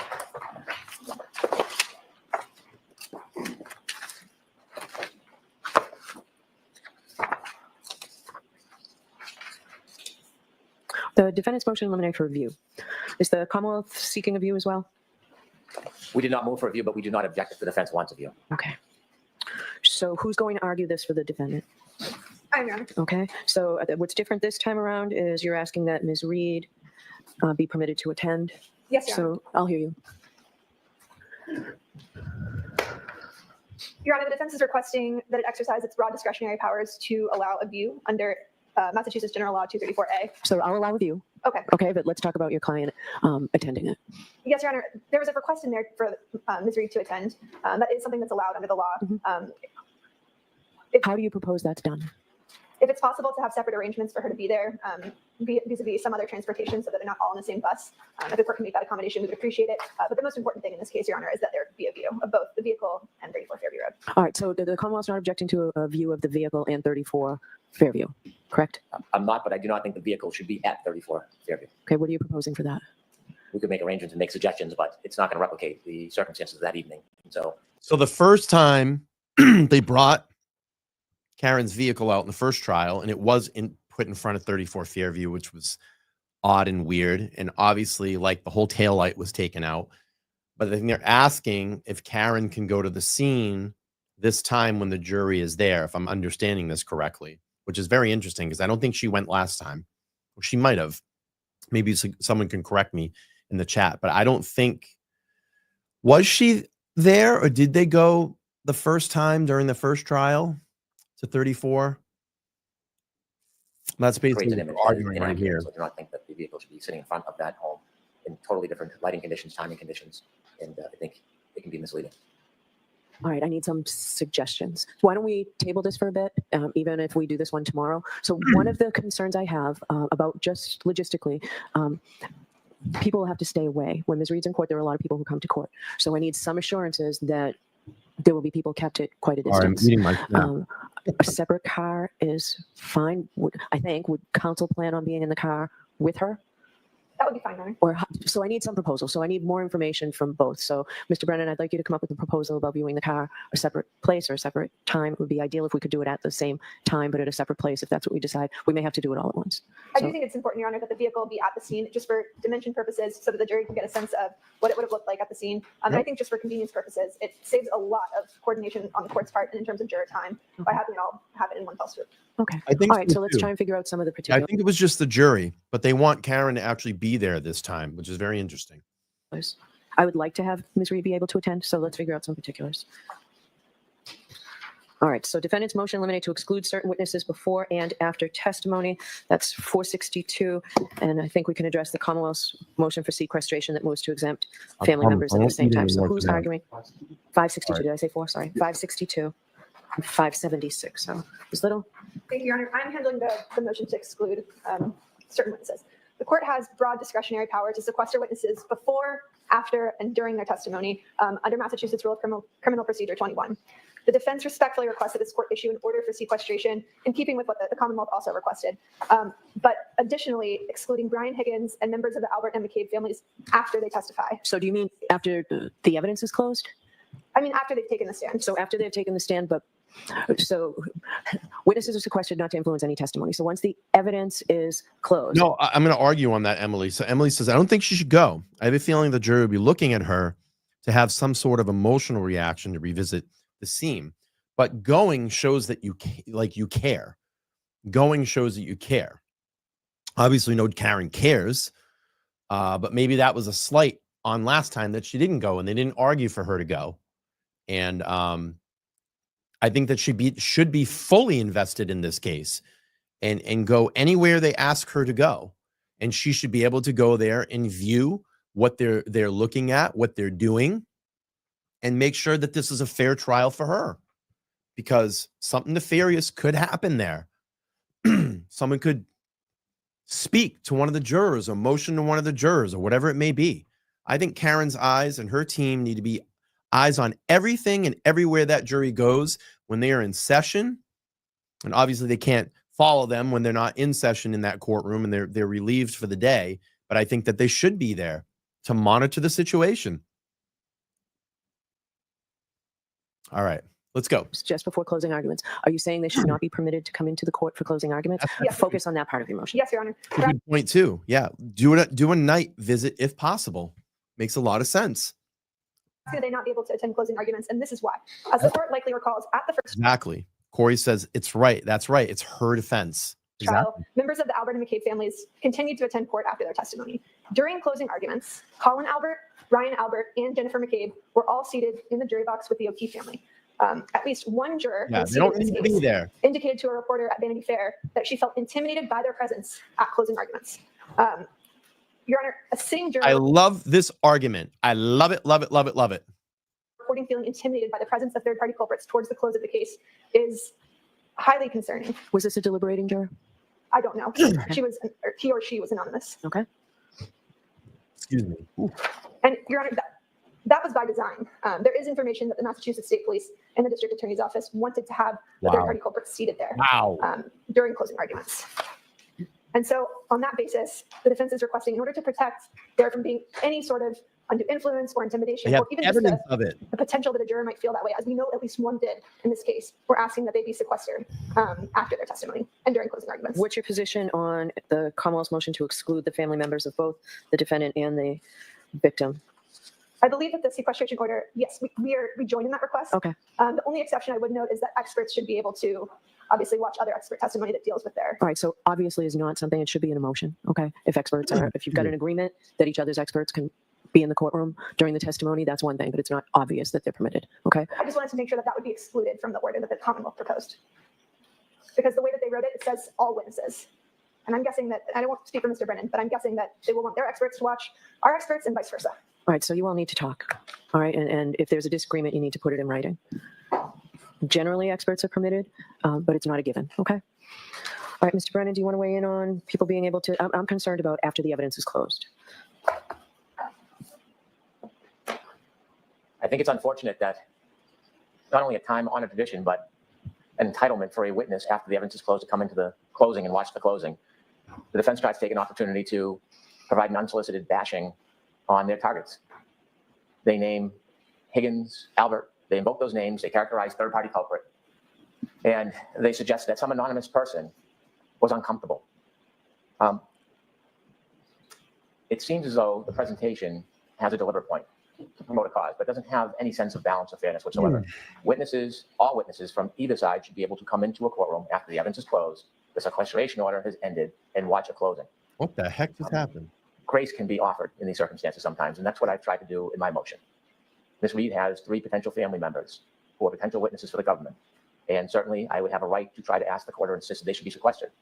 But I've specifically asked that they not be sequestered. I think that an accused has a strong need to have family support in the courtroom. It's not in the benefit of the government or the Commonwealth, but it's fair, it's just, it's graceful. And I think that Ms. Reed's family should sit through the court testimony, even if they're called as witnesses, as should Mr. O'Keefe's immediate family.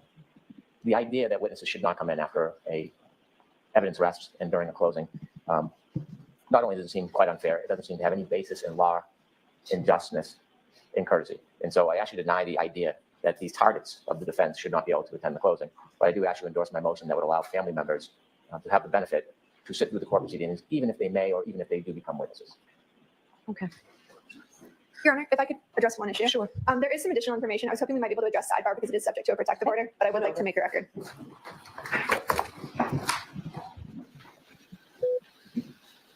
All right, we're going to speed up. Thanks for being here today. Make sure to smash the like. This one might have been yours. I could be wrong again. Maybe it's just that you filed some. It's paper 565, defendant's motion eliminate to prohibit testimony regarding funds paid to experts for purposes of voir dire.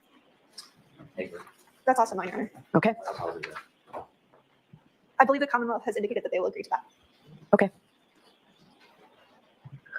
All right, so paper 565, allowed by agreement.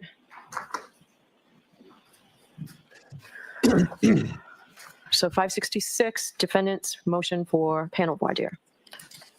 Who's arguing that? do our thing. Okay, so all I need you to really focus on, of course, I'll give attorney conducted voir dire, but why don't you focus on panel voir dire for me? The request is pretty straightforward.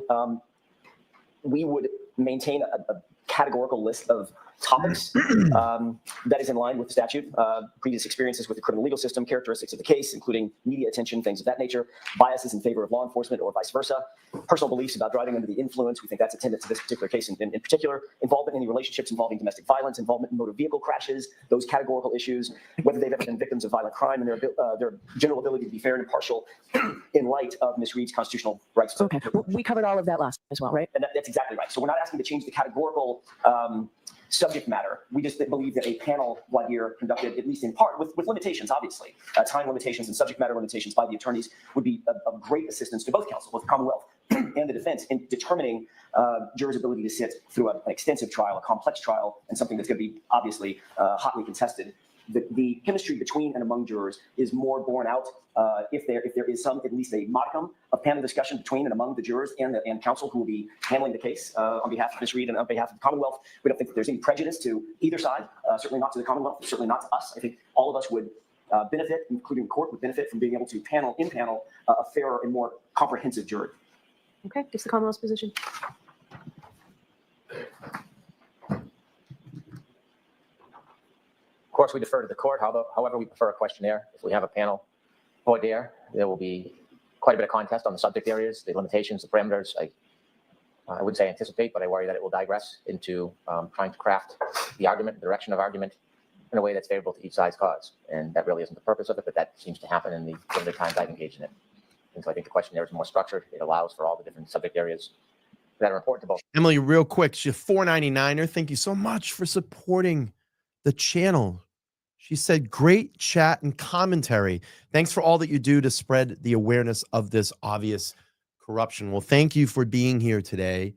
I greatly and deeply appreciate everybody that comes to this channel for, information purposes, maybe a little bit of entertainment. Sometimes we laugh, we cry, and try to do the best here that I can because I thoroughly enjoy doing this. I really care about it. And it means a lot to me. And I know sometimes I get a little bit behind, and we try to catch up as best as we can. But I appreciate you all being here. I appreciate you supporting me, being part of this platform, and helping continue it to grow. Because that's what I want to do. I just want to keep growing this platform to as big as that we can get it, and just being able to keep doing stuff like this. So thank you. I really do appreciate it. Okay, let's go. Both sides. Thank you so much for that, Five. Misunderstand, but I think the court allows follow-up on questions where there is any inquiry or concern or a follow-up that's reasonable and necessary, and I understand that has been a liberal application, and I think that suffices. The only thing I would say to that, if I may speak from here, the only thing I would say to that is I completely agree. I think a questionnaire is enormously helpful, especially as it pertains to a panel voir dire. And quite frankly, Your Honor, in my experience, and that's what we do where I'm from, is panel voir dire consistently. It's faster. It's actually much more efficient to do a panel voir dire than it is to do an individual voir dire. That's all I'll say about that. So I'm a huge proponent of panel voir dire in the right case. My biggest concern here, frankly, if we didn't have the inordinate amount of publicity on this case so close to trial. I heard that there was something last night. It's been in the news, right? And it's continuing. It's because of that. I'm afraid it's just going to blow up the panels. So, and I have a lot of discretion here. I'm not going to allow panel voir dire. I will allow a robust, as I did last time, voir dire at sidebar. We're also on for final trial conference today and tomorrow, so I need a list of witnesses. She's gonna push this. Mr. Jackson, we got to keep on it. We have final trial conference. Mr. Jackson, we have a schedule to keep. Because April, May, what happens in June? June is White Claw can month. Got to be at the beach. Need some White Claws. Come on, we got to keep this on schedule, Miss Jackson. I need my weekends too. From the defense. I need you to fill out a report so that we know exactly what is still left that we have to deal with. And jury voir dire is a very important part of this. So I expect, as last time, to be able to use a questionnaire, but I want you to agree to it. And if you can't, I need that. I need that by the end of today. If you're not going to agree to it, have you proposed a questionnaire? Have both sides talked about a questionnaire recently? We haven't, but we do have the advantage. Both sides has the advantage of the one from last year. There may be some adjustments, but so let's do that. What Mr. Brennan's new to the case. What I need in a questionnaire is it has to be one page, both sides, no more than one page. At the end of our hearing tomorrow, I would like to talk about the particulars of it. We have a huge amount of jurors coming in, and I have some ideas on how we might best utilize that with the questionnaire, but I need to talk to counsel about that at the end of all these hearings today. All right, but just to be clear, no panel voir dire on this case, unfortunately, I think because of all the publicity. And we'll do extensive voir dire at sidebar and the questionnaire. So 566 then is denied because it's requesting panel voir dire. 567, defendant's motion for order prohibiting the Commonwealth and its agents from speaking with or having contact with any witnesses once they've taken the stand. So is there an objection to that, Mr. Brennan? There's not. I believe that rule should apply to both sides. I have no objection. Okay. Mr. Jackson, do you agree it applies to both sides? Ms. Little? Thank you. Okay. All right, so that, Mr. Clerk, 567 allowed as to both sides. Hmm.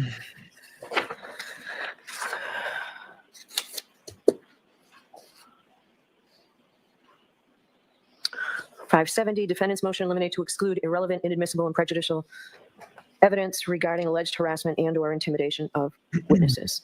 All right. Thank you, Your Honor. The first trial, I'll note, was riddled with what we believe to be inadmissible and highly, highly prejudicial testimony from a bunch of witnesses who took the opportunity to describe harassment and distress that they felt from third parties, both on social media and otherwise. No third party, including any blogger, any social media personality, any member of the public, no third party speaks for Ms. Reed. No third party speaks for the defense. No third party acts on behalf of Ms. Reed, is directed by Ms. Reed, or the defense, or is under Ms. Reed or the defense's control. None. There were very obviously vile acts that were described during the course of the first trial in these witnesses' testimony. To the extent that it did occur, they are obviously in no way condoned by the defense, by Ms. Reed, or anybody connected with the defense in this case. And they're in no way connected to Ms. Reed or the defense. And notwithstanding that, the witnesses strongly suggested that Ms. Reed and the defense itself were somehow responsible for these alleged and very reprehensible things that they were describing. In one notable instance, Jennifer McCabe recounted being harassed by a blogger. She didn't name the blogger, but she said, quote, "The defense is very familiar with this person," end quote. That was her trial testimony, and she looked right at the jurors when she said it. The very obvious overture was, "You know who this is, Mr. Jackson. I was the one cross-examining her, and you're responsible for it." In some way, shape, form, or fashion, she outright suggested to the jury that Ms. Reed and the defense were responsible for the acts that she went on to describe in great detail, in which we agreed, if they occurred, are vile, reprehensible, unacceptable. There are clearly, as we all know now, there are clearly people out there who are very deeply concerned about what they consider, the others consider, an unjust prosecution of an innocent person for a crime that she did not commit. There is an enormous amount of emotion injected throughout the community, this community and beyond.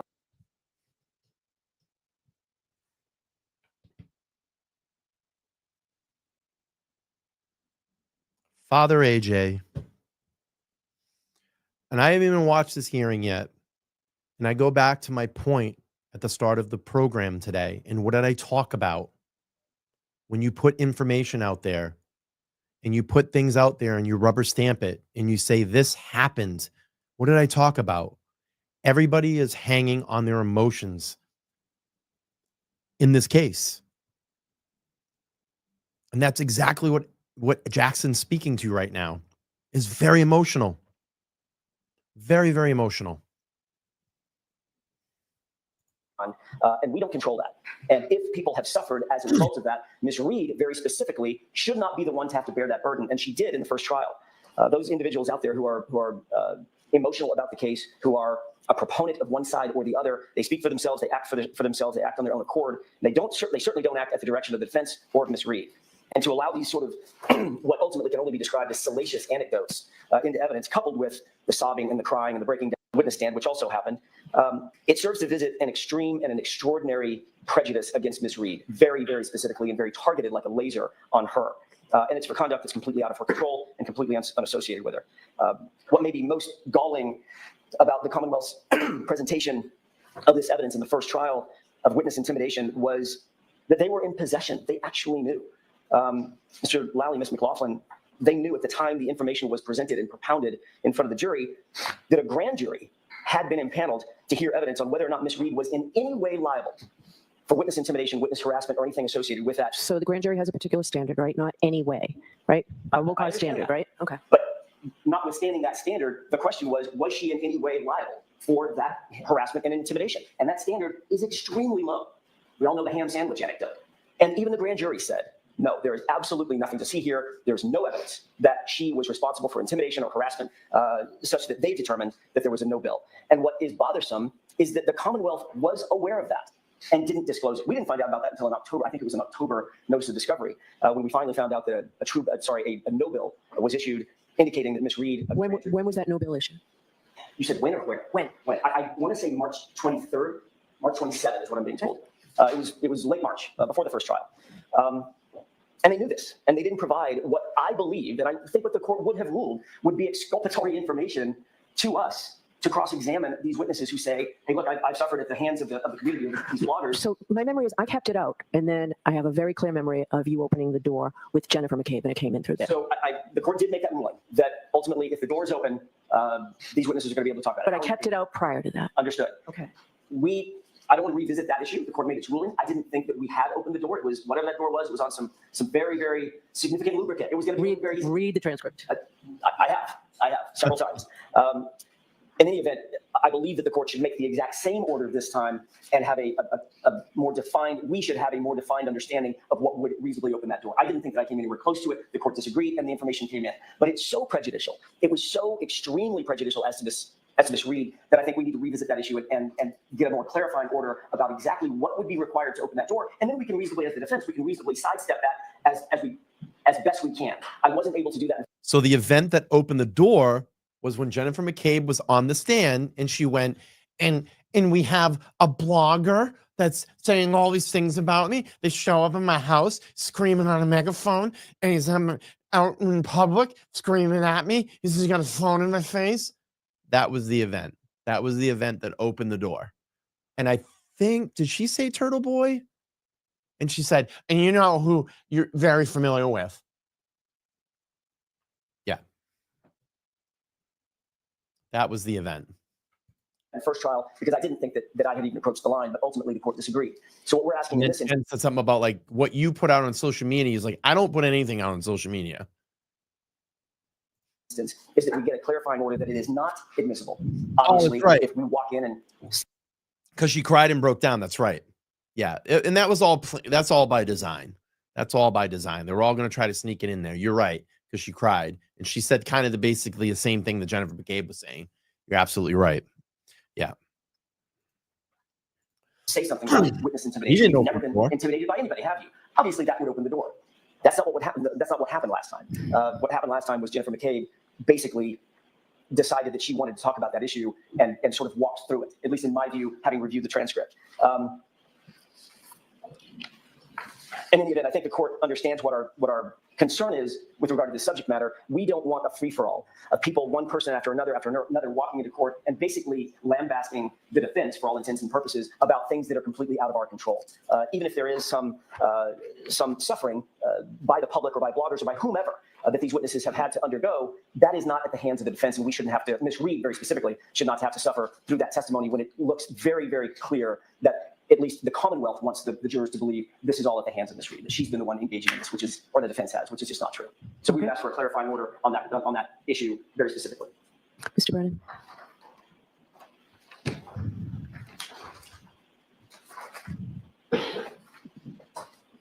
I can appreciate the defense wanting to identify the line in which they would open the door to evidence about harassment and abuse of witnesses. I understand why that would be important. But to convert that into a speech that absolutely defies reality and grossly misstates the history and facts of this case is beyond me. It wasn't just last night when Attorney Jackson and his colleagues appeared on a documentary where Ms. Reed talked about speaking frequently to Mr. Carney, sharing anything public with him. And you would have to choose to be oblivious to think that that information that is shared was then not generated to intimidate and harass witnesses for 2 years. In fact, Mr. Carney has over a dozen indictments for just that. You've had an opportunity to hear the conversations recorded with Gretchen Voss. You've heard about the tactics used by the defense in the dissemination, not just of public information. So to try to make a public record that is so grossly, not only inept, but fraudulent, I don't understand the purpose of that when the simple question is, what is the threshold of opening a door? We have a motion later this afternoon in another courtroom on this very issue. And I'm not going to go through an entire resuscitation of the evidence or information that I have, because that inevitably would be unfair. But it is unfair to stand up here at this podium and suggest for a second that Ms. McCabe is using a witness box as some type of forum. She didn't drag herself into this case. She was dragged into it. And to suggest they can stand here and She made herself part of the case when she Googled at 2:27 a.m. Hosslong to dying cold, Spank Brennan. bash witnesses in the text of their argument, unsolicited attacks, because it pleases them and fits their narrative, is something I can't just sit by and listen to. The Commonwealth, the prosecutors weren't outside patting their bloggers on the butt for a job well done after witnesses were harassed at their family events. That didn't happen. And so if the issue is, what is the threshold when Mr. Jackson opened the door? Well, you can read the transcript. It's very obvious. Open-ended questions, personal attacks, baseless accusations. That opens the door. And it will open the door again, I suspect. And we'll be prepared. I think the issue is really a trial issue and an attorney having control of their questions so they don't open the door. That really is the issue.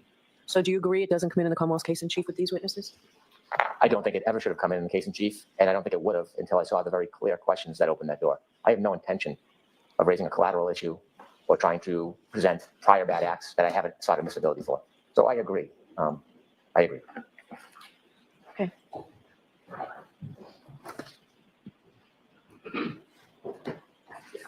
Your Honor, if I may very briefly. Sure, just give me 1 second. I want to take one note, Of okay? course.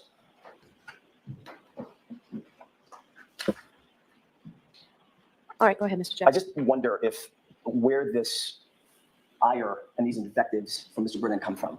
He said that I stood up here just a second ago and attacked witnesses and bashed witnesses and made fraudulent statements. Fiery Was he listening? AJ.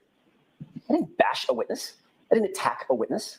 I didn't make any fraudulent statements. The Commonwealth made their best effort to tether Ms. Reed to Aiden Carney. Ooh. And they did it through a grand jury. And those members of the grand jury said, no, it's not true. It didn't happen. That's what they said at the lowest burden known in criminal justice. So Mr. Brennan can stand up all he wants and say, I saw a TV show and I saw this and I heard an interview, and clearly there's been communication between Ms. Reed and Mr. Carney. It's like, sure, there may have been communication. That's very different from directing witness intimidation, directing witness harassment for the purposes of undermining a prosecution. That's what they've accused her of. And they failed. And then they kept that from us when they failed and allowed this sort of fabrication of the witness. And I'm not saying that the intimidation that was described on the witness stand was fabricated. That's not at all what I'm saying. Maybe it was true. Maybe it all happened. What was fabricated is that it was connected to Ms. Reed or connected to us. So nobody's up here, Your Honor, and I take issue with Mr. Brennan's tone and tenor. We can all be professional. We can all advocate very zealously and robustly. But let's keep it professional. I didn't stand up here and attack a witness, or what did he say, bash witnesses, use this as an opportunity to bash people. But we could calm the drama down just a little bit and probably get a little further. All we're asking is that it not come in, and I will stipulate and agree with Mr. Brennan that this not come in the Commonwealth's case in chief. And we will be very mindful of what would conceivably open the door to this kind of testimony. And I'll probably seek the court's guidance before I ask a specific question that I think comes anywhere close to that. We'll ask the court's guidance by coming to sidebar. And I think that could resolve the issue. Okay, thank you. I want to look at this a little more closely. Ooh.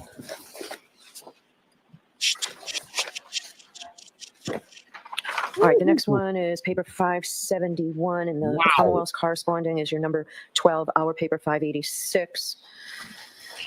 So the defendant's moving to exclude the serum plasma ethanol concentration, blood ethanol concentration conversion, and corresponding retrograde extrapolation analysis. So who's arguing this for the defense? Because I'm going to ask you whether you want to argue your opposition to it or have the Commonwealth make their argument for admission of it. Who's arguing it for the defense? Your Honor, I am. And to answer your question, the defense preference would be for the Commonwealth to go first, and we would respond, including with regard to the motion. Okay, so Mr. Brennan, our paper 386, your number 12.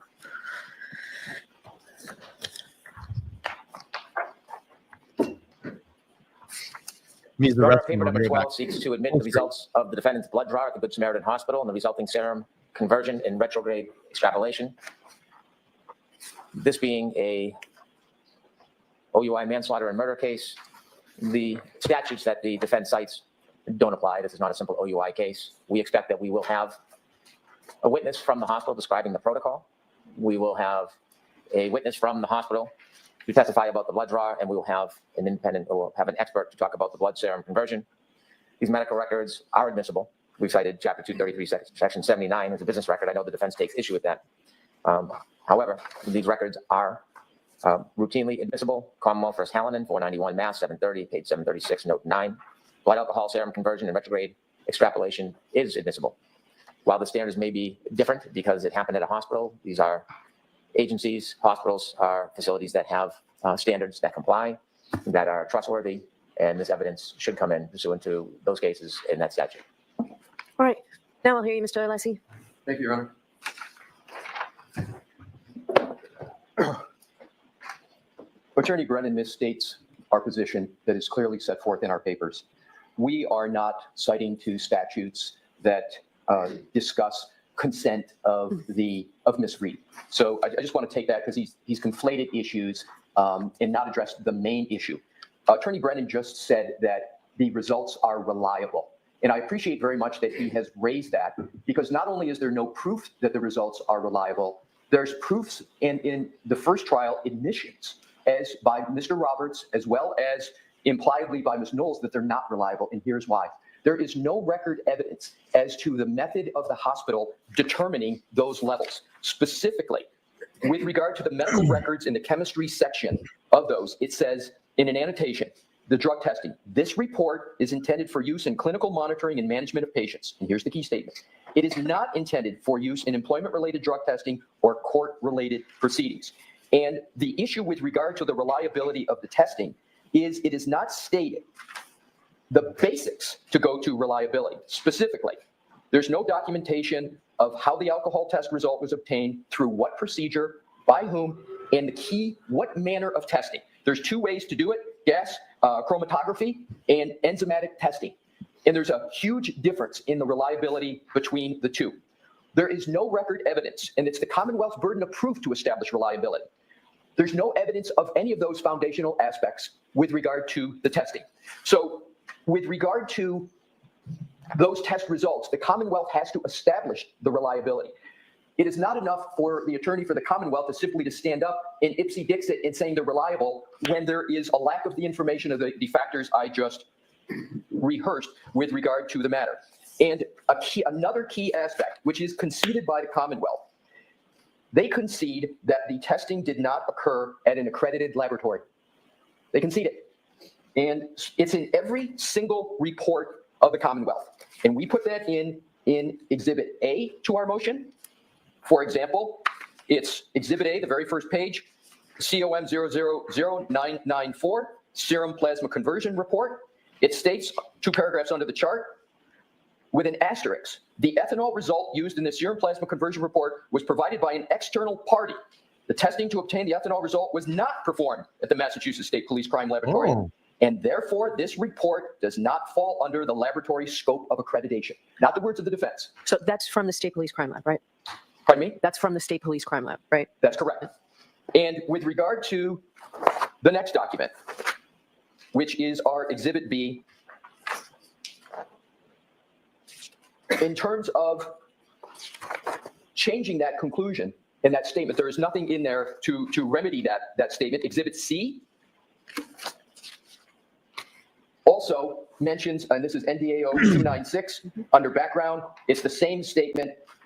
The ethanol result used in this retrograde extrapolation report was provided by an external party. The testing to obtain the ethanol result was not performed at the Massachusetts State Police Crime Laboratory. Oh. So what we have with regard to the foundation of reliability, we don't know what type of test result this third party did, gas chromatography or enzymatic, and we don't know any of the other factors, and it's the burden of the Commonwealth to establish the reliability of that testing. So in conclusion, Your Honor, given that the Commonwealth has not satisfied its burden in this regard, the testing that has been performed is not reliable. Good argument. All right. It should be excluded. Okay. Do you want to respond, Mr. Brennan? I would suggest the court look to Dr. Fowler's testimony. He testified how blood was taken, was preserved, what tests were conducted in the lab at Good Samaritan Hospital, how the lab is accredited. And this is the same issue argued at the first trial, but inevitably Dr. Fowler's testimony is what establishes the foundation for the admissibility. Okay. Can I just respond briefly? Sure. Thank you, Your Honor. Your Honor has often said that this is a new trial. The Commonwealth for this trial has to establish that foundation. They can't point to the testimony in another trial to establish it. That should have been in their motion in opposition, that they should have put that in, assuming that that is accurate. but it is not in their motion here, and that cannot be relied upon to defend the lack of reliability with regard to those factors. And I will also note that none of the witnesses I just rehearsed, Mr. Roberts nor Ms. Knowles, if we're going to talk about the first trial, ever referenced that as curative of what they said for lack of accreditation. And if we're again going to go back to testimony of the first trial, Mr. Roberts on cross-examination clearly expressed concerns with regard to these foundational absences with regard to testing. Thank you. Okay. I think we have time for one last motion before we take the morning recess. Paper number 574, defendant's motion eliminate to exclude witnesses' prior criminal history. Who's arguing that for the defense? Is there no objection to this? This is regarding Richard Green. It doesn't qualify pursuant to the All statute. right, that was my question to you. How do you expect to get it in? I don't. Okay. All right, so this motion is allowed. That's 574 is allowed, Mr. Clerk? All right, so what I'll do is I'll see counsel at sidebar regarding scheduling. Yeah, and a lot of this is a great point. You know, I've heard this come up a lot. JD saying Attorney Alessi's been such a great add to an already great defense team. Yes, and he's actually been there for a while. He's just been kind of behind the scenes, and I thought they needed to bring out another heavy gun. I think he's going to be a great matchup for Brennan. I really do. I think he can match Brennan really well. That's most likely why he's been brought on. He's going to be the firecracker up Brennan's ass. And I think AJ and Yannetti and Little are going to be, more focused on these witnesses, where I think Alessi is going to be more focused to procedures. So if we have someone that, is a Commonwealth, pathologist or digital expert, I think that's where you're going to see Alessi do a lot of the cross-examination, where, AJ will get Jennifer McCabe again. I think that's where they're going to shine. So I think that's Alessi's going to be brought on to challenge all like the digital evidence, the procedures, the laws. That's really what his expertise is, and he's phenomenal at it. All right, here we go. Let's speed up past the sidebar.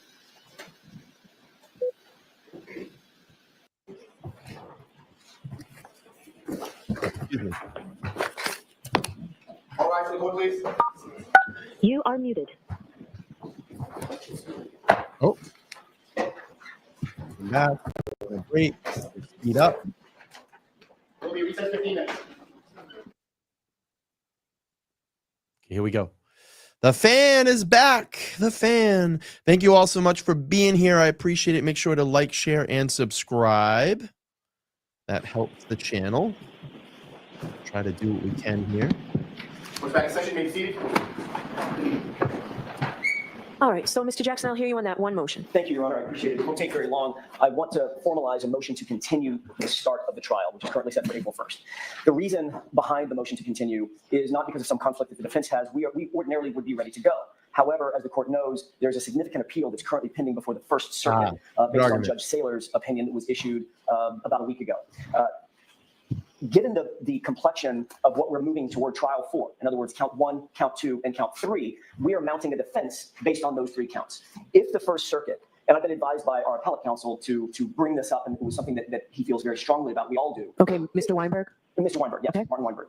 If, in fact, the First Circuit were to agree with our appeal and were to take some action on count 1 and count 3, for instance, either dismiss it or take some other action and remand down to the trial court for additional action, that would set the trial into upheaval. If once the jury is sworn, jeopardy attaches. And once jeopardy attaches, if there were to be some action taken on count 1 and count 3, for instance, those counts were to be dismissed, we would then be compelled and impelled to move to dismiss the entirety of the trial at that point, because that's a very different defense on count 2 than it is on count 1, 2, and 3. It's a different jury that we would pick. It's a different strategy that we would employ, and jeopardy will have attached, and the entire case would go away. Ergo, we believe the best practice for the court would be to continue the trial for purposes of letting the First Circuit make its determination about count 1 and count 3, and that's the reason for the motion. All right, do you have any timeline on that? I wish I did. I don't. I do have a generalized understanding of some of the briefing schedule, but in terms of the court making its decision, I don't. So we expect to get our brief in today, probably by the end of the day today. I believe the Commonwealth is I believe that whoever it is that is appearing for the Commonwealth, for the court, I should say, not the Commonwealth, for the court, is due to file their responsive brief, their opposition. I think it's next week. It may be as late as the 26th, I want to say. I'm going by memory, Judge. So it's Monday? Okay. Mr. Schillinger has just indicated, I appreciate that. Did I say your name correctly? Thank you. Just indicated that it's Monday, that the opposition is Monday, and then the reply brief would be to you 2 days hence. So the briefing is going to be done in relatively short order. The decision, that's another question. All right, thank you very much. Does it make sense for me to hear from Mr. Schillinger directly, or do you want to handle this, Mr. Brennan?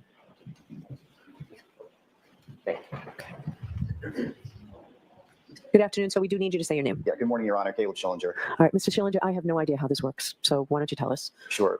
So as Attorney Jackson mentioned, Your Honor, Judge Saylor issued his decision denying petition for habeas relief last Thursday. The defendant is pursuing a further appeal to the First Circuit. The parties have agreed to an expedited briefing schedule in front of the First Circuit. The defendant filed her brief earlier today in the First Circuit. The respondent's brief is due Monday, the 24th, and then the defendant's reply brief is due Wednesday, the 26th. As Attorney Jackson mentioned, parties are able to control that much in terms of coming up with an expedited briefing schedule. How long it would then take for the appeal to be decided after that is unknown. And the parties don't have the ability, obviously, to dictate that. I think more broadly, Your Honor, in terms of the arguments here, certainly if it were possible to have all of this resolved before moving forward, you know which charges are going to go forward. At the same time, Commonwealth is obviously strongly opposed to moving the trial. And so, while perhaps unfair to Your Honor, if there is some intermediate ground or additional information that Your Honor would be able to provide, I think that that would be helpful. We could further discuss this issue and come back tomorrow. I would note the motion for a stay that they are going to file, they have indicated, or Attorney Weinberg has indicated to me through email, will be filed with Judge Saylor, not with the First Circuit. So there's no deadline that that motion will be filed today, tomorrow, or even Thursday. So this is not a decision that needs to be made immediately, Your Honor. Okay. And frankly, the Commonwealth would benefit from this additional time to be able to discuss with the victim's family members, and to the extent perhaps the court is able to indicate whether some amount of time is feasible given the jurors' schedules that are coming in, Your Honor's schedule. That would be helpful information to inform this as well. All right, I appreciate that. So one of the things that we would discuss at the final pretrial conference is how long this case is expected to take.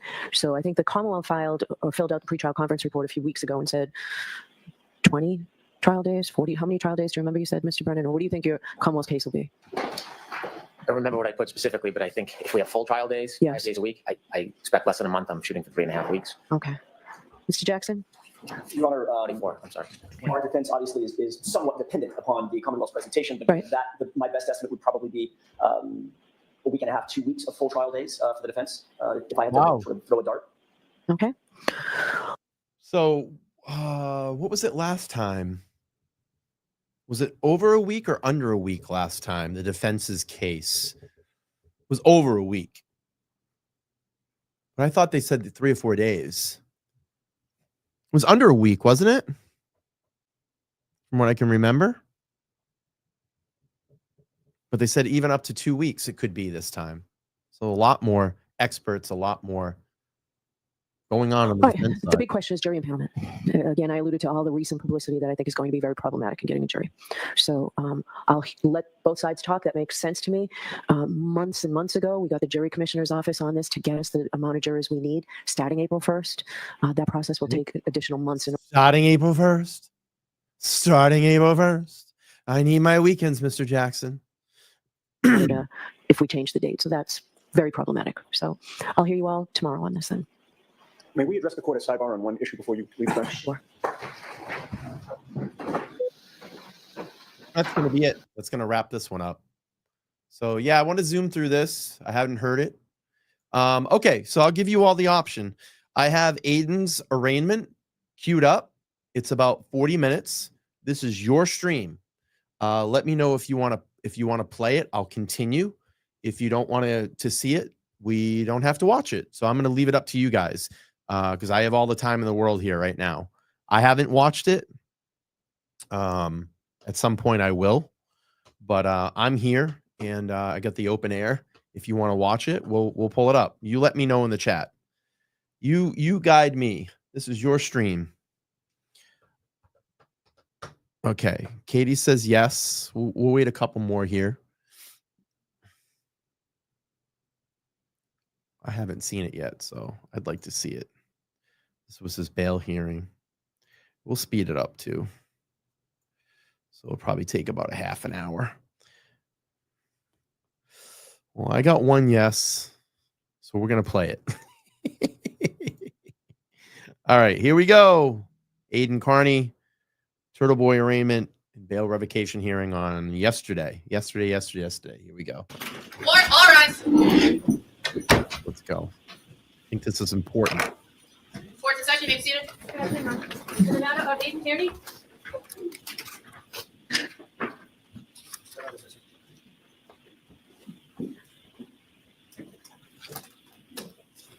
Mr. Carney before the court on docket 25 CR 225 being charged with one count of witness, intimidation of a witness or a police court official on March 5th, 2025 in the town of Canton. The defendant has filed a motion to dismiss. Commonwealth filed a motion to revoke the defendant's bail. Boost the sound. Just And I'll turn on captions. And just to be clear for the record, there was a video that both counsel submitted. I've marked it as Exhibit 1. It's in the court's file. I viewed that prior to coming With Mello. No objection. Thank you. Timothy Bradle on behalf of Mr. Carney. Good afternoon. Good afternoon, Attorney Bradle. Good afternoon, Your Honor. I'm Robert Cosgrove, Special Assistant District Attorney for the Commonwealth. Good With afternoon. Mello. That's relative to the bail revocation issue. Okay. So do you want to hear the motion to dismiss prior? In light of the Commonwealth's position, I would certainly ask for that, Your Honor. All right, I'll hear you. Thank you very much, Your Honor. Your Honor, the Stoughton Court, I just want to start with this court. The Stoughton Court has an interesting relationship with the witness intimidation statute and me and Mr. Carney and some other clients I've had. There's been about 5 or 6 cases that have come through here where this exact type of conduct at issue in this case has been not acted upon by the courts. Judge Walsh in this court, in a case called Commonwealth versus Richard Schiffer, same kind of thing. The Canton police did a 37-page investigation of Mr. Schiffer leaving rubber ducks around Canton with political messages on them relative to another prosecution that you're probably aware of, a Karen Reed murder case. And the Judge Walsh dismissed it at arraignment for violating the First Amendment. Assistant Clerk James Flanagan in this court, I represented four women that were accused of similar things, sending out messages, commenting on the case directly to witnesses, leaving ducks around Canton. All 4 of them were not acted upon. There was another instance of what's called the Canton 9, Your Honor. People that were demonstrating in the middle of Canton. There were 9 people were charged with witness intimidation and other related charges, all dismissed. So the Commonwealth just doesn't get it, Your Honor. They need a seminar on the First Amendment. And here we go again. We have Mr. Carney in this case, Your Honor, is exactly where he's absolutely entitled to be. There's no stay away orders in place. There's no restraining orders. There's nothing that prohibits Mr. Carney from going down that street. He went to C.F. McCarthy's for a meal, and he walked by the complainant Albert's Pizza Place in Canton. He looked inside. He saw a camera inside and looked at it and looked in there and spoke to no one, to a glass window at 9:30, 10:30 at night, 2 occasions before and after. So he had every right to say what he did. The only involvement that the court needs to be concerned about would be if he uttered threats or fighting words.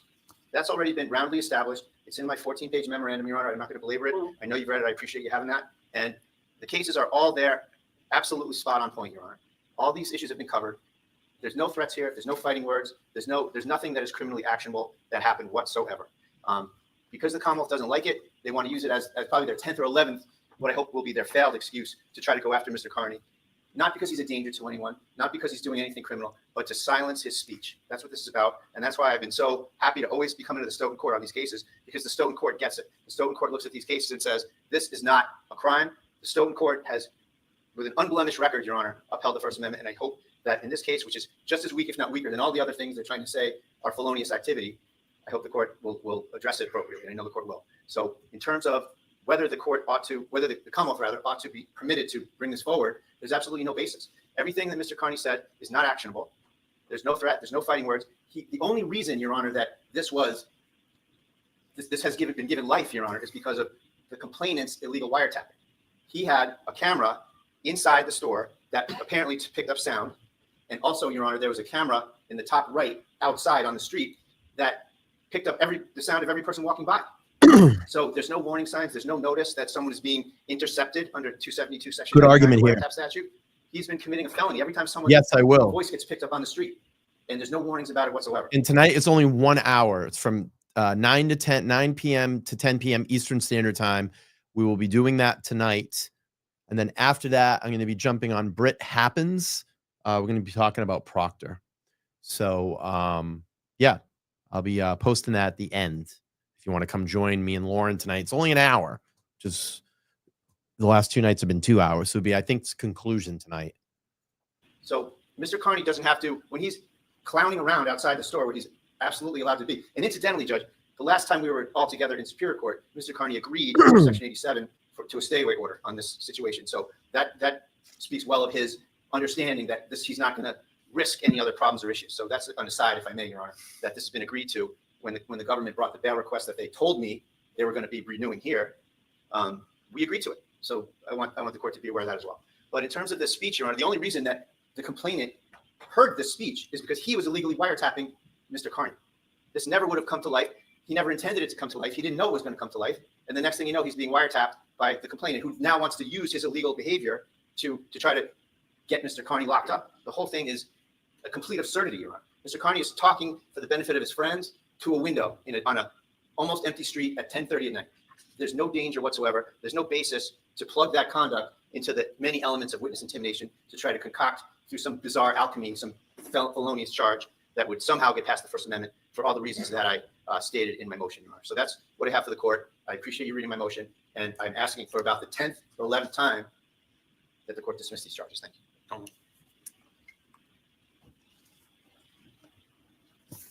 Thank you, Your Honor. Mr. Albert, as is his son, is a witness in the Karen Reed case. Mr. Carney has been in the process of conducting a campaign against virtually every Commonwealth witness in the Karen Reed case, using his various media outlets. What I would like to do is briefly read the court some excerpts so I can put them on record from the police report of Lieutenant Tully. Some of it characterizes the video that Your Honor has already viewed, but it's also illuminative of the reaction of the Alberts upon viewing that video. After I do that, Your Honor, I will proceed to address the contentions that have just been raised by Mr. Bradel. Lieutenant Tully indicates that on March 5th, he spoke with Chris Albert, and he mentions that the Reed defense attorneys have alleged a massive conspiracy to frame Reed and have stated in written pleadings. And I want everybody to think about this. So Chris Albert, being in the town of Canton, instead of calling the Canton police or going to the Canton police and filing a police report, what did he do? He had the direct line, the bat phone, right to the Mass State Police, right to Morrissey's office. And I got proved. I have proof of that. He went right to Morrissey's office. And I'll read you the response because I did a FOIA request. I wanted to see where the report came out of. Let me just go back and find the, let's see. And I'll read the response from Canton. Let's see. Give me a second here. Let's see if I can find it. Bear with me for a second.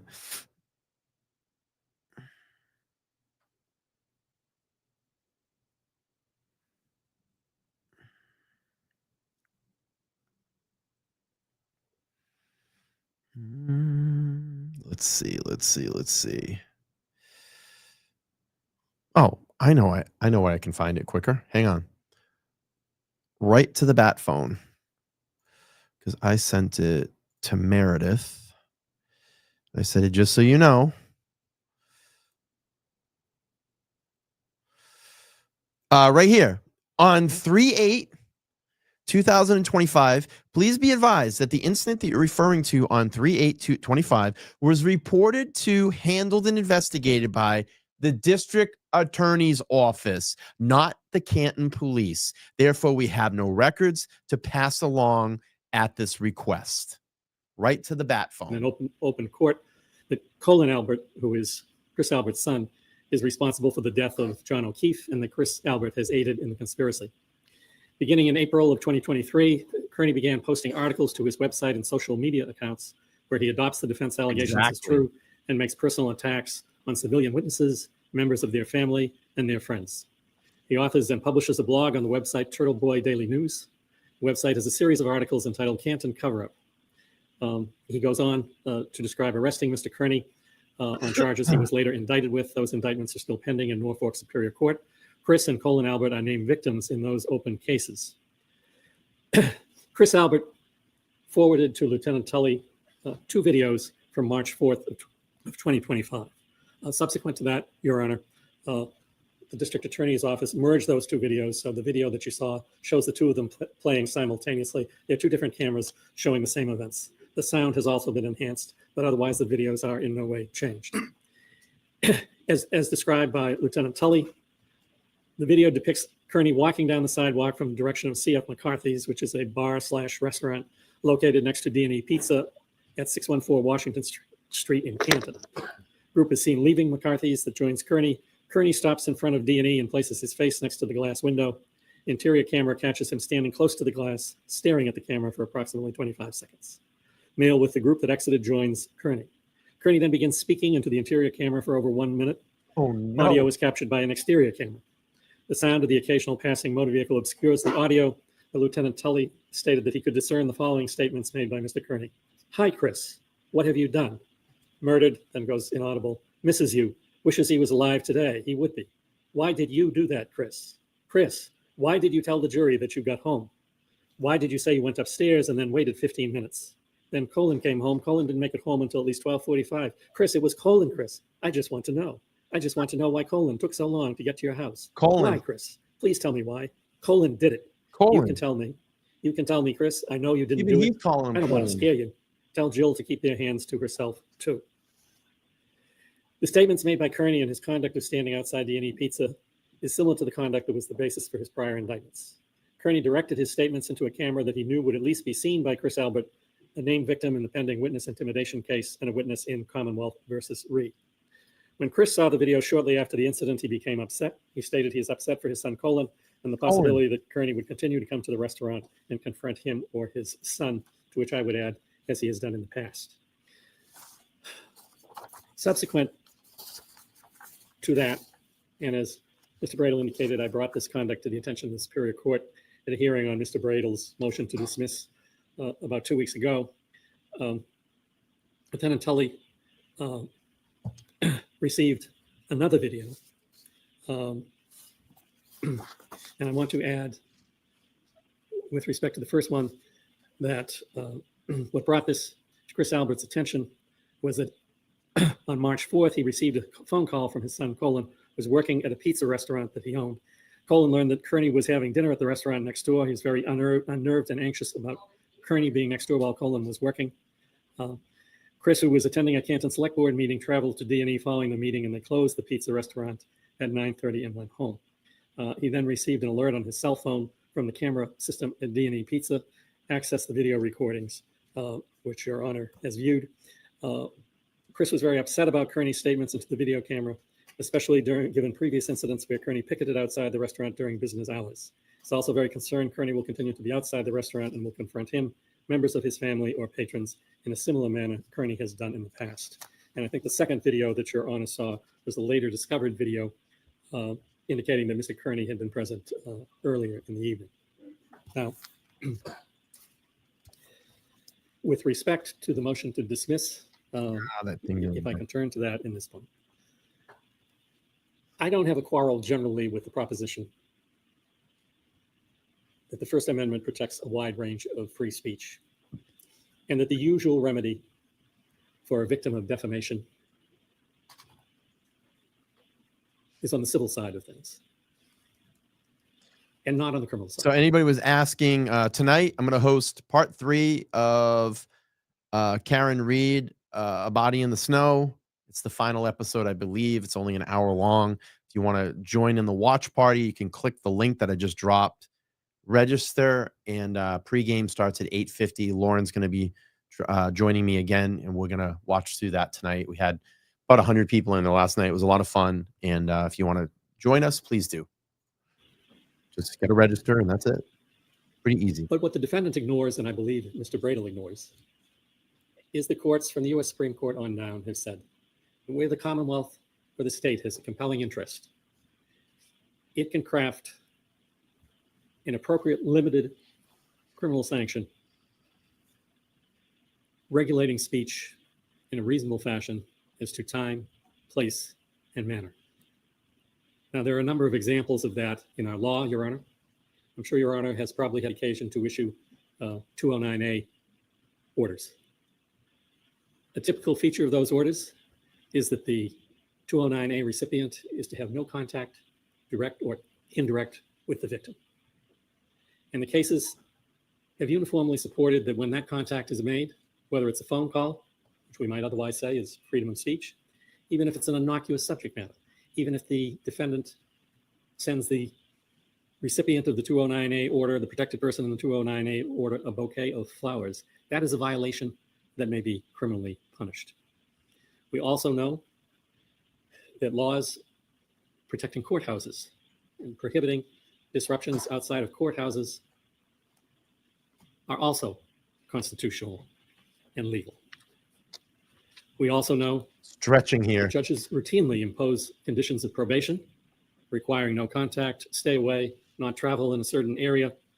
Those orders, too, Your Honor, arguably impinge on rights of free association and speech. Yet all of those are constitutional and have been upheld. With respect to the victim witness intimidation statute, which is at issue here, the legislature has imposed a very limited restriction on speech. And the limitation comes in the form of two elements. One is that the protected class is not the public generally.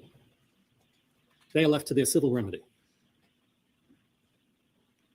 But the protected class are witnesses in a criminal case. The second reasonable limitation, the second restriction, Your Honor, is that to prove witness intimidation, the Commonwealth must prove beyond a reasonable doubt that the specific intent of the defendant's conduct was to intimidate the witness. Now,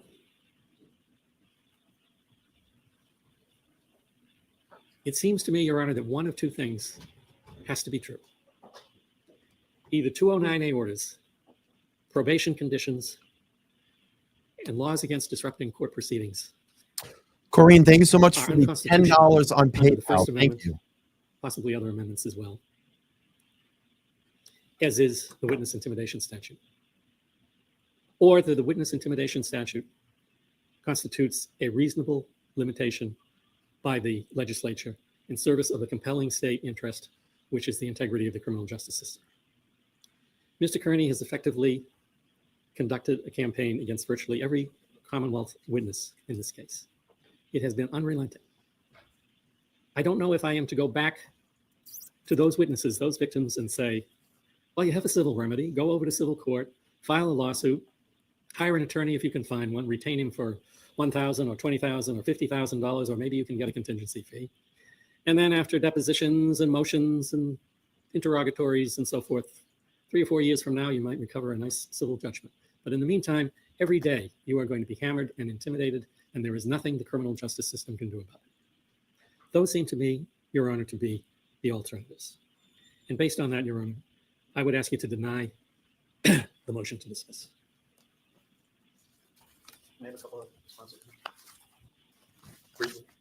So, Judge, page 5 of my brief, U.S. v. Alvarez sets out the entire field of where the government can intrude on the First Amendment. There's no provision for reasonable restrictions on this or that.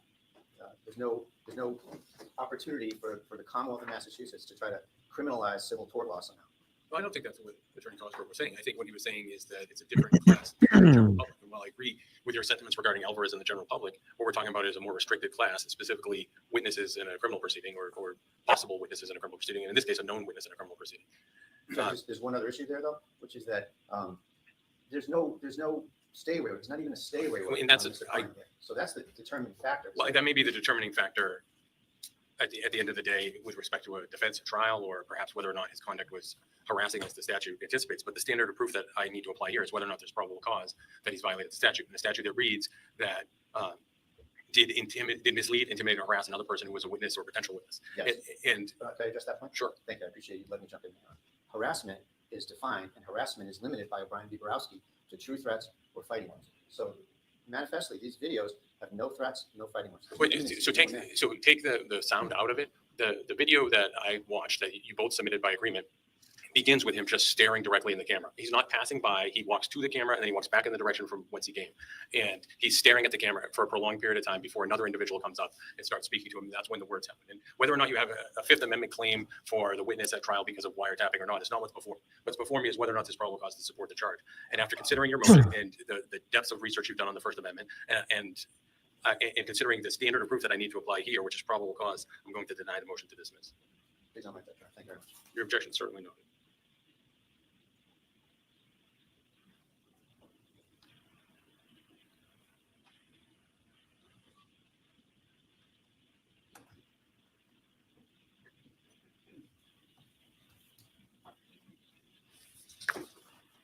Commonwealth, I'll hear you on your motion and any request for bail.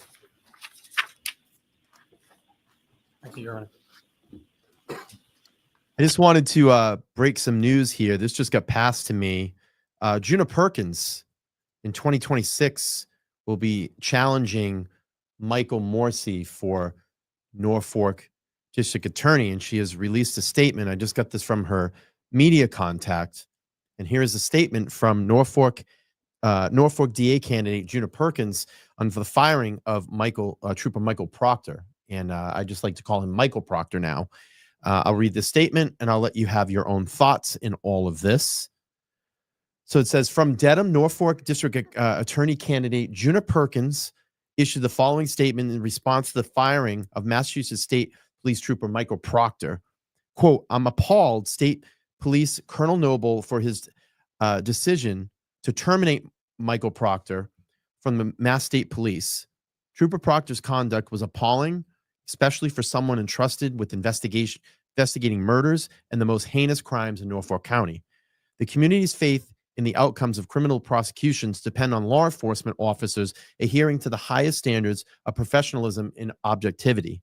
Trooper Proctor's actions could result in challenges to countless cases. I am disappointed that DA Morsi was unwilling to take decisive actions to remove him from the district attorney's office detective unit as soon as he learned about Proctor's behavior, which is unlikely long before the Karen Reed trial. And that is a statement from Juna Perkins. And if you haven't seen my interview with her, you can check that out on my channel. You can check out the interview that I had with Juna Perkins. All right, about another 20 minutes here. I'm going to wrap up. I'm going to take a little bit of a break.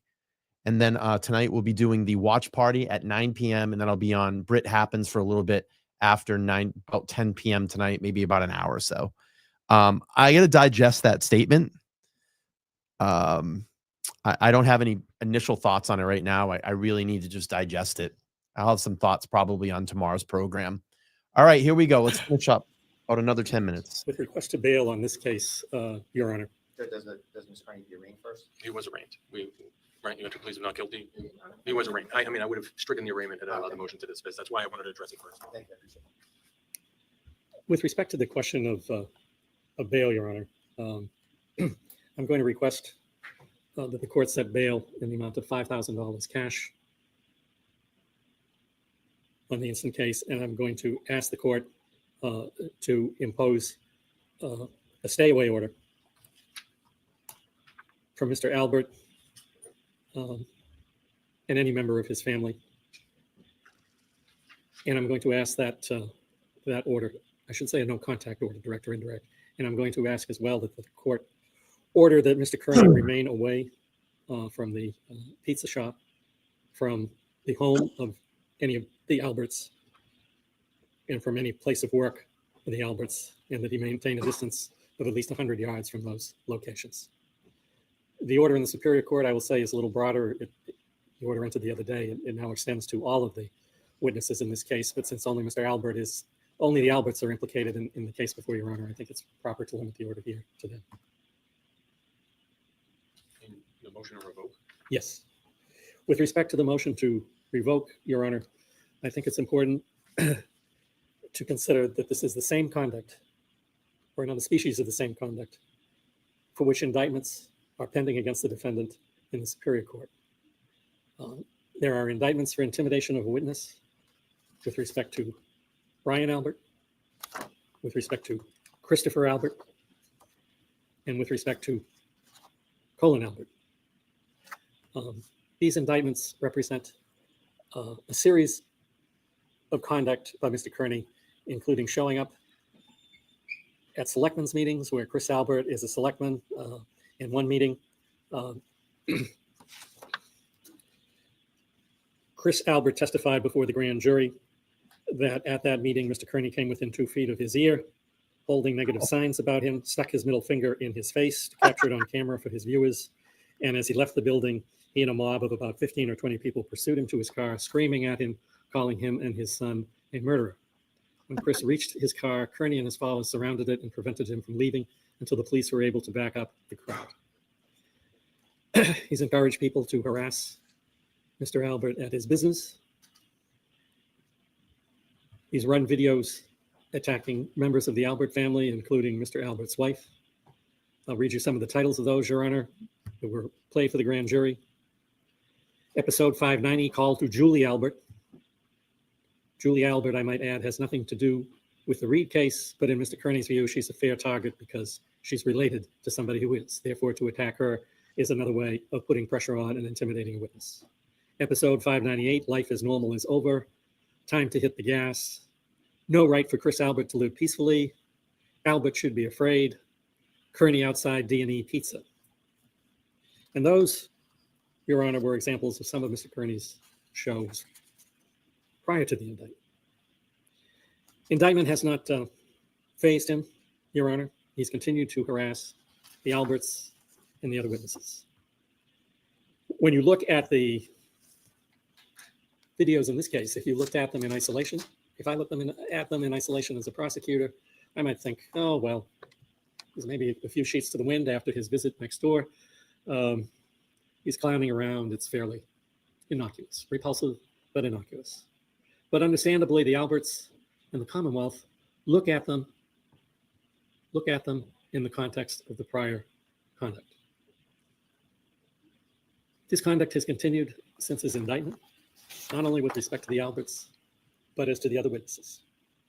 If Your Honor has viewed the exhibit submitted by Mr. Bradel, I had some discussion with him about what I would be asking for today. And I didn't indicate, quite candidly, that I was going to move to revoke Mr. Carney's bail. That was not my original intention. But I did say, subject to, and I don't recall the exact language, but Your Honor has it in front of him, subject to what may go on between now and then. Shortly thereafter, I discovered that Mr. Carney had gone on one of his YouTube presentations and encouraged every resident of the town of Canton to file illegal wiretapping complaints against Mr. Albert. Now, I'd be the last person to say that citizens should not contact police departments if they think there's been a violation of the law. But one of Mr. Carney's attorneys, Mr. Betterow, had already sent a letter, which I suggest was retaliatory in intent, to the Canton Police Department, claiming that Mr. Carney was illegally wiretapped. Well, the Canton Police can do with that whatever the Canton Police are going to do with that. I think it would be improper for me as a person charged with prosecuting, as a special prosecutor charged with Mr. Carney, to even express an opinion to the Canton Police Department. I have my own opinion of the merits of the complaint filed by Mr. Betterow. But that having been filed, Your Honor, what possible purpose does it serve for Mr. Carney to encourage every citizen of the town of Canton to go and file complaints? And I suggest it serves no purpose but to harass Mr. Albert. I would also suggest that it's difficult to look at that video and think anything but that Mr. Carney clearly saw the video camera, which was visible in the window, and wanted that video recording to be seen and, if possible, heard by Mr. Albert. I think one of the things that may be concluded by the Canton Police, and I don't want to get too far out in front of my skis, is that the illegal wiretapping statute requires that there be secretive video. And when a video camera is clearly visible in the front of the store, I would suggest that's not secretive, and therefore it's not illegal wiretapping. So video, yes, but you can't record people's audio. We're a two-party state. You have to consent. There has to be, I'm going to tell you for experience, there is a store at a certain place that I go to, and they record video and audio there to protect the employees. But they have signs in the establishment. This is recording audio and video inside this premises. You have to post it. You have to post it, and there's no posted sign. But if it is, I think when the Canton Police act against Mr. Albert, they can then do a survey of the whole town and possibly bring charges against everyone who has one of those doorbell videos.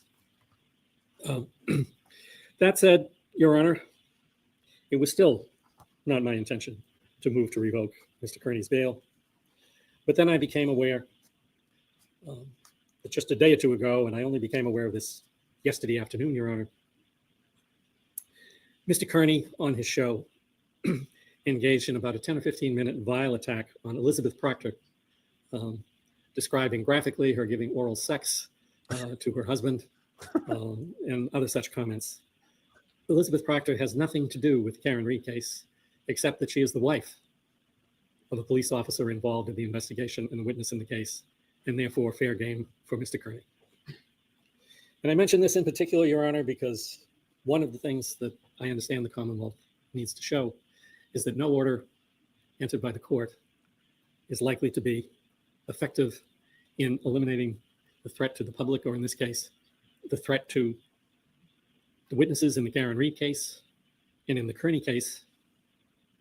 And I would suggest the threat to the fair and objective administration of justice. And I think that Mr. Carney, by his conduct, has amply proved to the court that he is going to keep going with his intimidating conduct as long as he is free. And therefore, I ask the court to revoke his bail. Thank you, Your Honor. Your Honor, Commonwealth uses the word retaliatory.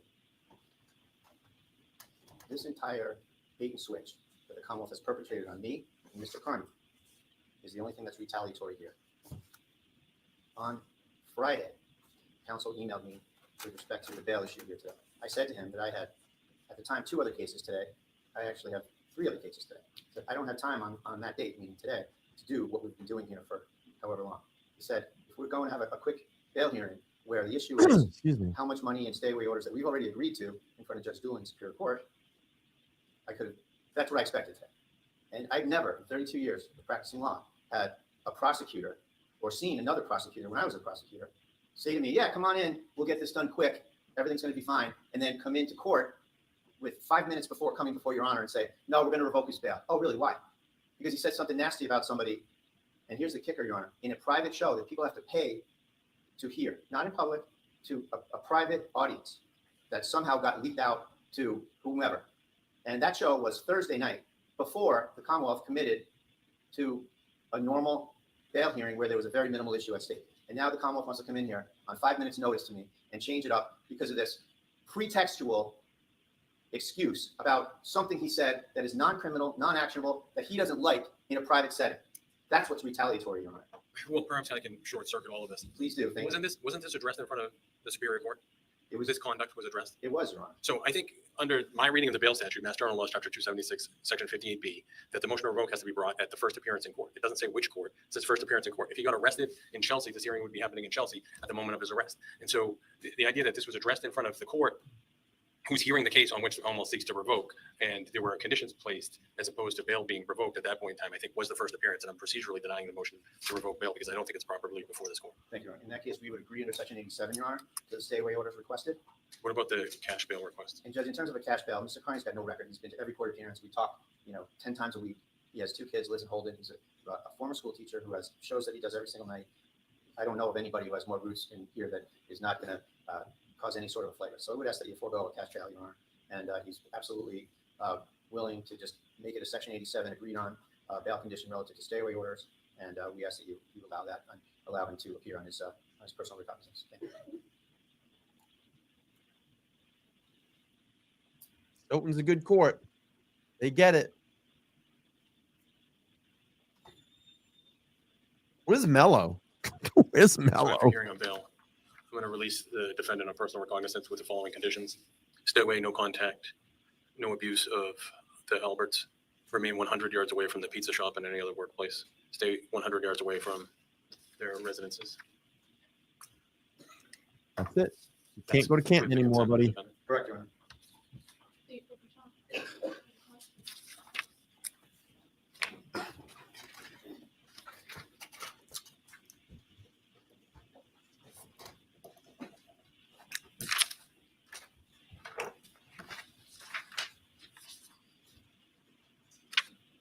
15th, Your Honor? That's fine. Wait, is that one of the dates that was They're going to come back on May 15th. May 15th? Fine. So you're going to be released with conditions for your parents back here May 15th for a pretrial hearing. Conditions are that you have no contact directly or indirectly with any of the Alberts and family members, that you remain 100 yards away from the pizza shop and any place of business in the home of the Alberts. Failing to comply with those conditions or picking up any new charges during the pendency of this case, you could be held up to 90 days without bail. That's your bail warning. You'll need to check in with probation before you leave the courthouse today. You'll need to sign those conditions. Interesting. Commonwealth's motion to revoke your bail has been denied. The motion. So you gotta be really careful now, because these fuckers are going to come after him, because it just said if you pick up any new charges. So Aiden, please be careful of these fuckers, because they're going to try to get you. Just please be careful. To dismiss has been denied. You're all set, sir. Attorney Bradel, just to be perfectly clear for the record, the defendant consents to these conditions I've checked off under Yes, 87. Section 87, absolutely. Thank you. All right, thank you. Thank you. Please be careful. All right. All right, that's it. That is it.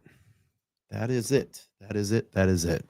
Wow, we had look at this. look at the comparison here. I got 1,000 people on Twitter watching right now. 1,000 people on Twitter watching. 95 on YouTube. Y'all should come over from Twitter on YouTube next time. But yeah, this is the thing that scares me a little bit. And they just said in that at the end of that hearing, if you pick up new charges, 90 days. 90 days. He's got to be careful. He's got to be careful from these fuckers, because they're going to go after him now. They're going to try. They're going to try something. And he's got to be very careful. I know he released a statement after his hearing yesterday. Let me pull that up. And let's see. I know his statement was out there. Let's read that really quick. All right, let's see. He released a statement. Said, guys, I know, here's his statement here, real talk. Guys, I know I fucked up.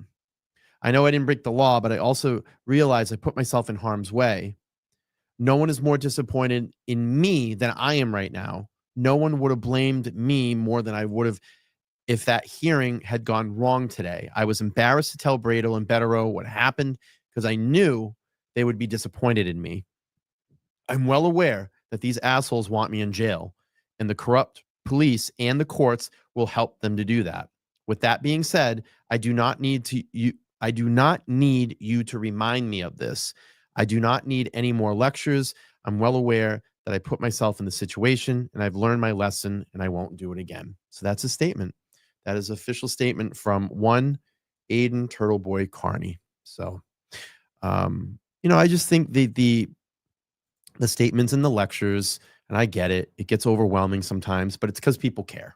It's because people care, and they care about his well-being, and they want to see him make it through this. And because he's done such a phenomenal job, and he's made a lot of friends through this, and a lot of just viewers of his activities and his blogs and his YouTube channel. So, it's all in his best interest. It's all in his best interest and his well-being, because people care. So I'm not going to lecture him. I know he's an adult. He can figure it out.